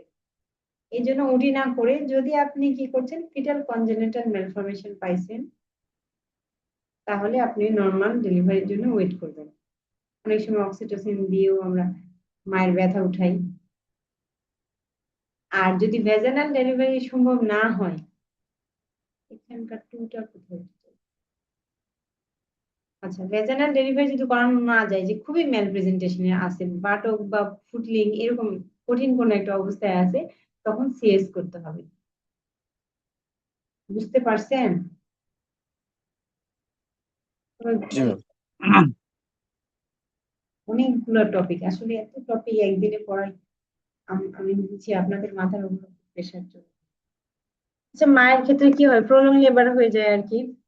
প্রলং লেবারের কারণ তো আমরা পড়ে আসছিলাম, এটা প্রিমেচুর রাপচার হয়ে যায়, ব্যথা থাকে অনেক বেশি, বাচ্চার ক্ষেত্রে অ্যাবর্শন হয়, ডিফর্মিটি হওয়ার চান্স বাড়ে, কারণ ইউটেরাইন ইনফেকশন হয় আর কম্প্রেশন, বাচ্চার কাছে পানি অনেক কম থাকে, তো ও চাপের মধ্যে থাকে, আবার ইউটেরাসের মধ্যে বাচ্চার ইনফেকশন হয়ে যায়। তো এই জন্য বেশি ডিফর্মিটি ডেভেলপ করে এই ধরনের বাচ্চাগুলোর। অ্যানোমালি স্ক্যান করে আলট্রা খুবই একটা সুলভ পরীক্ষা, কিন্তু আমাদের দেশে আসলে বিশেষ করে পেরিফেরিতে বলেন বা আন্ডার ডেভেলপড যারা আছে সোসাইটি, এরা তো আলট্রা একটা করতে চায় না। এটা কিন্তু খুবই উপকারী একটা টেস্ট, একটা টেস্টের মাধ্যমে অনেক কিছু ধরা পড়তেছে। আচ্ছা এই যে দেখেন এখানে পলিহাইড্রোমিয়াস আর অলিগোহাইড্রোমিয়াস একটু পার্থক্য দেখানো হয়েছে, আপনারা একটু একটু দেখে নেবেন। পিকচার কি বেশি ইয়ে হয়ে গেছে, ব্লার হয়ে গেছে। নেটেও পাবেন এগুলো, আমি নেট থেকে অবশ্য নিয়েছি কম্পেয়ার করে দেখানোর জন্য। এইটা একটু আপনাদের জন্য ইম্পর্টেন্ট, হ্যাঁ, এটা একটু আপনারা ভালো করে দেখে নেবেন। যে যে এখানে পানি কমে যাওয়ার প্রধান কারণ কি হয়, placenta insufficiency, PROM, renal agency, UTI যদি থাকে, সরি ইউরিনারি ট্র্যাক্ট অবস্ট্রাকশন যদি থাকে। আর এখানকার কমন হচ্ছে মায়ের ডায়াবেটিস এনসেফালি, এখানে কিছু কজ আছে, কমপ্লিকেশন গুলা ডিফারেন্সটা সুন্দর করে দেওয়া আছে, আপনারা এগুলো একটু দেখে নেবেন। এটা আসলে আমার বোঝানোর কিছু নাই, জাস্ট আপনাদের মনে রাখার সুবিধার্থে এটা আমি দিয়েছি। আমি নেটে এই ছবিটা দেখছিলাম, দেখি যে আমি আসলে, আমি তো বই থেকে দিয়েছি, লেকচার থেকে অনেক কিছু দেওয়া আছে, টেক্সট বুক থেকে, ওখান থেকে বেছে বেছে কিছু দিছি, কিন্তু এই ছবিটা আপনি 5 মিনিটে অনেক কিছু আবার ইজিলি সামারাইজ করে নিতে পারবেন। আচ্ছা, লাস্ট ওয়ান, আর ইস ইনকম্প্যাটিবিলিটি, 5 মিনিটে আমরা শেষ করে ফেলবো। প্রেগনেন্সির সময় এখানে একটু দেখবো আমি ম্যাটারনাল আইসো ইমিউনাইজেশন, যেটা এটা একটু আমরা দেখি, যখন একজন মা কনসিভ করে তখন কি হয়, মানে পজিটিভ মায়ের না, এখানে আর এইস ইনকম্প্যাটিবিলিটি, এটা হচ্ছে নেগেটিভ মায়ের, যে মায়ের ব্লাড গ্রুপ নেগেটিভ, সে মায়ের ক্ষেত্রে কি হয়, মা নেগেটিভ বাচ্চা পজিটিভ হয়েছে, হ্যাঁ। তো প্রথমবার এই অ্যান্টিবডিটা মায়ের শরীরে একটা অ্যান্টিবডি তৈরি হয়, কারণ এই আরএইচ নেগেটিভ এর সঙ্গে তো ব্লাড সার্কুলেশন হয়, তাই না, প্লাসেন্টার মাধ্যমে, এটা তো আমরা সবাই জানি। মায়ের ব্লাডের সাথে তো বেবির ব্লাড মিশে না, অ্যাকচুয়ালি বেবির ব্লাডই মায়ের কাছে যায়। তো দেখা হলো বাচ্চার আরএইচ পজিটিভ ফ্যাক্টর তৈরি হয়ে আছে, আরএইচ পজিটিভ বেবি। আচ্ছা আমি ধরে নিলাম এটা এ নেগেটিভ বাচ্চা, সরি এ নেগেটিভ মা, বাচ্চা হচ্ছে এ পজিটিভ বা বি পজিটিভ, ঠিক আছে। এখন এই মা যখন কনসিভ করলো, তখন এখান থেকে যখন অ্যান্টিবডি এখানে যাচ্ছে, তো প্রথমবার বডি এটাকে চিহ্নিত করে রাখতেছে যে এটা আমার শরীরের জন্য তো এটা ভালো না, এটা হচ্ছে কোথা থেকে পজিটিভ আসছে, আমি তো নেগেটিভ। তো প্রথমবার চিহ্নিত করে রাখি, এই জন্য ফার্স্ট প্রেগনেন্সিতে তেমন কোনো সমস্যা হয় না, হ্যাঁ। কিন্তু সেকেন্ড প্রেগনেন্সিতে যখনই আসে, তখন কিন্তু সঙ্গে সঙ্গে বডি চিনতে পারে যে আচ্ছা এটা তো আগের এই শত্রু, আমি তো গতবার পাইছিলাম, তখন কি করে পরের সেকেন্ড প্রেগনেন্সিতে অ্যাটাক করে ফেলে। And তখন কি হয়, অ্যাবর্শন হয়, বাচ্চা মারা যায়। And থার্ড প্রেগনেন্সিতেও সেম প্রবলেম হয়। এই যে in all future pregnancy there is a greater chance of destruction of the foetal blood cell. এই যেটুকু বললাম বুঝেন নাই কি? একটু না বুঝলে বলেন, এটা বুঝলে আপনারা বাকিটুকু বুঝবেন। এটার জন্য তো একটা ইনজেকশন দেওয়া হয় আমরা ওটা পড়বো। সেকেন্ড। হ্যাঁ, আমরা ওটা পড়বো হ্যাঁ, ম্যানেজমেন্ট। আমি জাস্ট আপনাদেরকে এই যে ইনকম্পেটিবিলিটি মানে শরীর যে নিতে পারতেছে না, কম্পেটেবল না, আমরা বলি না ব্লাডের কম্পেটিবিলিটি টেস্ট করি, যে ব্লাড স্ক্রিনিং করি কেন, ব্লাড স্ক্রিন করে যে ক্রস ম্যাচ করে কম্পেটিবিলিটি দেখে, এটাই কিন্তু মেইনলি দেখে। তো এখানে ইনকম্পেটিবিলিটি মানে ম্যাচ করতেছে না। তো প্রথমবার হচ্ছে একটু বুঝি সিম্পলি যে নেগেটিভ মা পজিটিভ বেবি, এটার অ্যান্টিবডি শরীরে তৈরি হয়ে থাকে প্রথমবার বাচ্চা ক্ষতি করে না। দেখা গেলো আপনার যদি প্রথমবার একটা কোনো সমস্যা হয়েছে, তখন আপনি কি করেন যে আচ্ছা আপনি শিখে রাখলেন, পরের বার ওই সেম প্রবলেম হলে আপনি ইজিলি কোপ করতে পারেন না, আপনার তো একটা মেকানিজম তৈরি হয়ে যায় কিংবা একটা অভিজ্ঞতা থাকে। তো মায়ের বডিতেও সেম নেগেটিভ মাঝে তার একটা শরীরে, এখানে আমরা একটু ডেফিনেশনে দেখি যে প্রেগন্যান্সিতে the baby's blood does not typically enter the mother circulatory system and does not mix with her blood, ব্লাডের সঙ্গে মিক্স হয় না। তো একটা নেগেটিভ মা যখন পজিটিভ বেবির এক্সপোজড হচ্ছে, তখন মাদার্স ডেভেলপ অ্যান্টিবডিজ, এটাকে ম্যাটারনাল সেন্সিটাইজেশন বলা হয়। এই যে মা সেন্সিটাইজ হয়েছে, পরবর্তীতে কিন্তু এই পজিটিভ বেবি গেলেই বডি আর ভুলে যাবে যেটা বাচ্চা, একে ধ্বংস করে দিতে থাকে। এটার জন্য আমরা কি ম্যানেজমেন্ট করতে পারি? ট্রমার জন্য হতে পারে, হেমোরেজ, এগুলোর কারণে আসলে এগুলো হয়ে থাকে। এগুলোর জন্য আমরা যেটা করতে পারি যে এই যে আরএইচ ইমিউনোগ্লোবুলিন, এই ইনজেকশনটা দিয়ে দেওয়া হয়, 28 সপ্তাহে একবার দেওয়া হয়, জন্মের 72 ঘন্টা পর দেওয়া হয়। এবং আপনার যদি ট্রমা হয় কিংবা ব্লাড দিতে হয়েছে, অথবা যদি অ্যাবর্শন হয়ে যায় মার, একটু মনে রাখবেন, আপনাদের হয়তো বা আমি জানি না এত কঠিন করে আসবে কিনা, আর এই ইমিউনোগ্লোবিন কখন দিবেন? 28 সপ্তাহে একবার, 72 সপ্তাহে একবার। যে কোনো ধরনের ট্রমা, এই ট্রমার মধ্যে কিন্তু অ্যাবর্শনও আসবে, ট্রমা হয়ে অ্যাবর্শন হয়ে গেছে কিংবা এমনিতেই অ্যাবর্শন হয়েছে, তো সেটাও তো তার একটা, মোট কথা ইউটেরাসকে আমরা আসলে সুরক্ষা দেওয়ার জন্য এটা করি। এই যে তারপরে ট্রমার জন্য হতে পারে, কিংবা blood is at risk for মিসকিং ব্লাড, কারো যে কোনো ধরনের অ্যাক্সিডেন্ট হয়েছে, ব্লাড ট্রান্সফিউশন করছেন, অ্যাবর্শন হয়েছে, কোনো কিছু হলে পরবর্তীতে দিতে হয়। এটার জন্য যে আগে কম টেস্ট করা হয় ইনকম্পেটিবিলিটি দেখার জন্য, বাচ্চা পেটের মধ্যে থাকা অবস্থায় টেস্ট করে দেখা যায় যে বাচ্চা তো পৃথিবীতে আসার আগে আপনি তো টের পাবেন না, না আপনার বাচ্চা নেগেটিভ না পজিটিভ। এটা করা যায় আর কি, ইনডিরেক্ট কম টেস্ট থাকে, এটা করে অনেক সময় দেখা যায় যে বাচ্চা নেগেটিভ নাকি পজিটিভ। এই হলো গিয়ে আপনাদের ক্লাস। কোনটা বেশি কঠিন হয়ে গেল বলেন? মানে আরএস ইনকম্পেটিবিলিটি মানে হচ্ছে নেগেটিভ মায়ের পজিটিভ বেবি যদি হয়, তাহলে শরীরে একটা অ্যান্টিবডি তৈরি হয়, এই অ্যান্টিবডি যেন ক্ষতি না করে পরবর্তী বাচ্চার ক্ষেত্রে। পরবর্তী বাচ্চার কনসিভের পর বা 28 সপ্তাহে একবার দিতে হবে, জন্মের 72 ঘন্টার পর। এবং পুরা প্রেগনেন্সি জার্নিতে যদি 28 সপ্তাহের আগে কোথাও যদি ট্রমা হয় কখনো, কিংবা 28 সপ্তাহের পরও যদি ট্রমা হয়, আপনি 28 সপ্তাহে দিচ্ছেন, বললেন যে ম্যাডাম 30 সপ্তাহে আবার একবার ট্রমা হয়েছে, তাহলে আবার দিতে হবে। বুঝতে পারছি? এই আর কি ম্যানেজমেন্ট। কেউ কোনো কিছু না বুঝলে বলেন। বুঝতে পারছি। ঠিক আছে, ভালো থাকেন, আবার দেখা হবে আপনাদের সঙ্গে। আল্লাহ হাফেজ। আল্লাহ হাফেজ।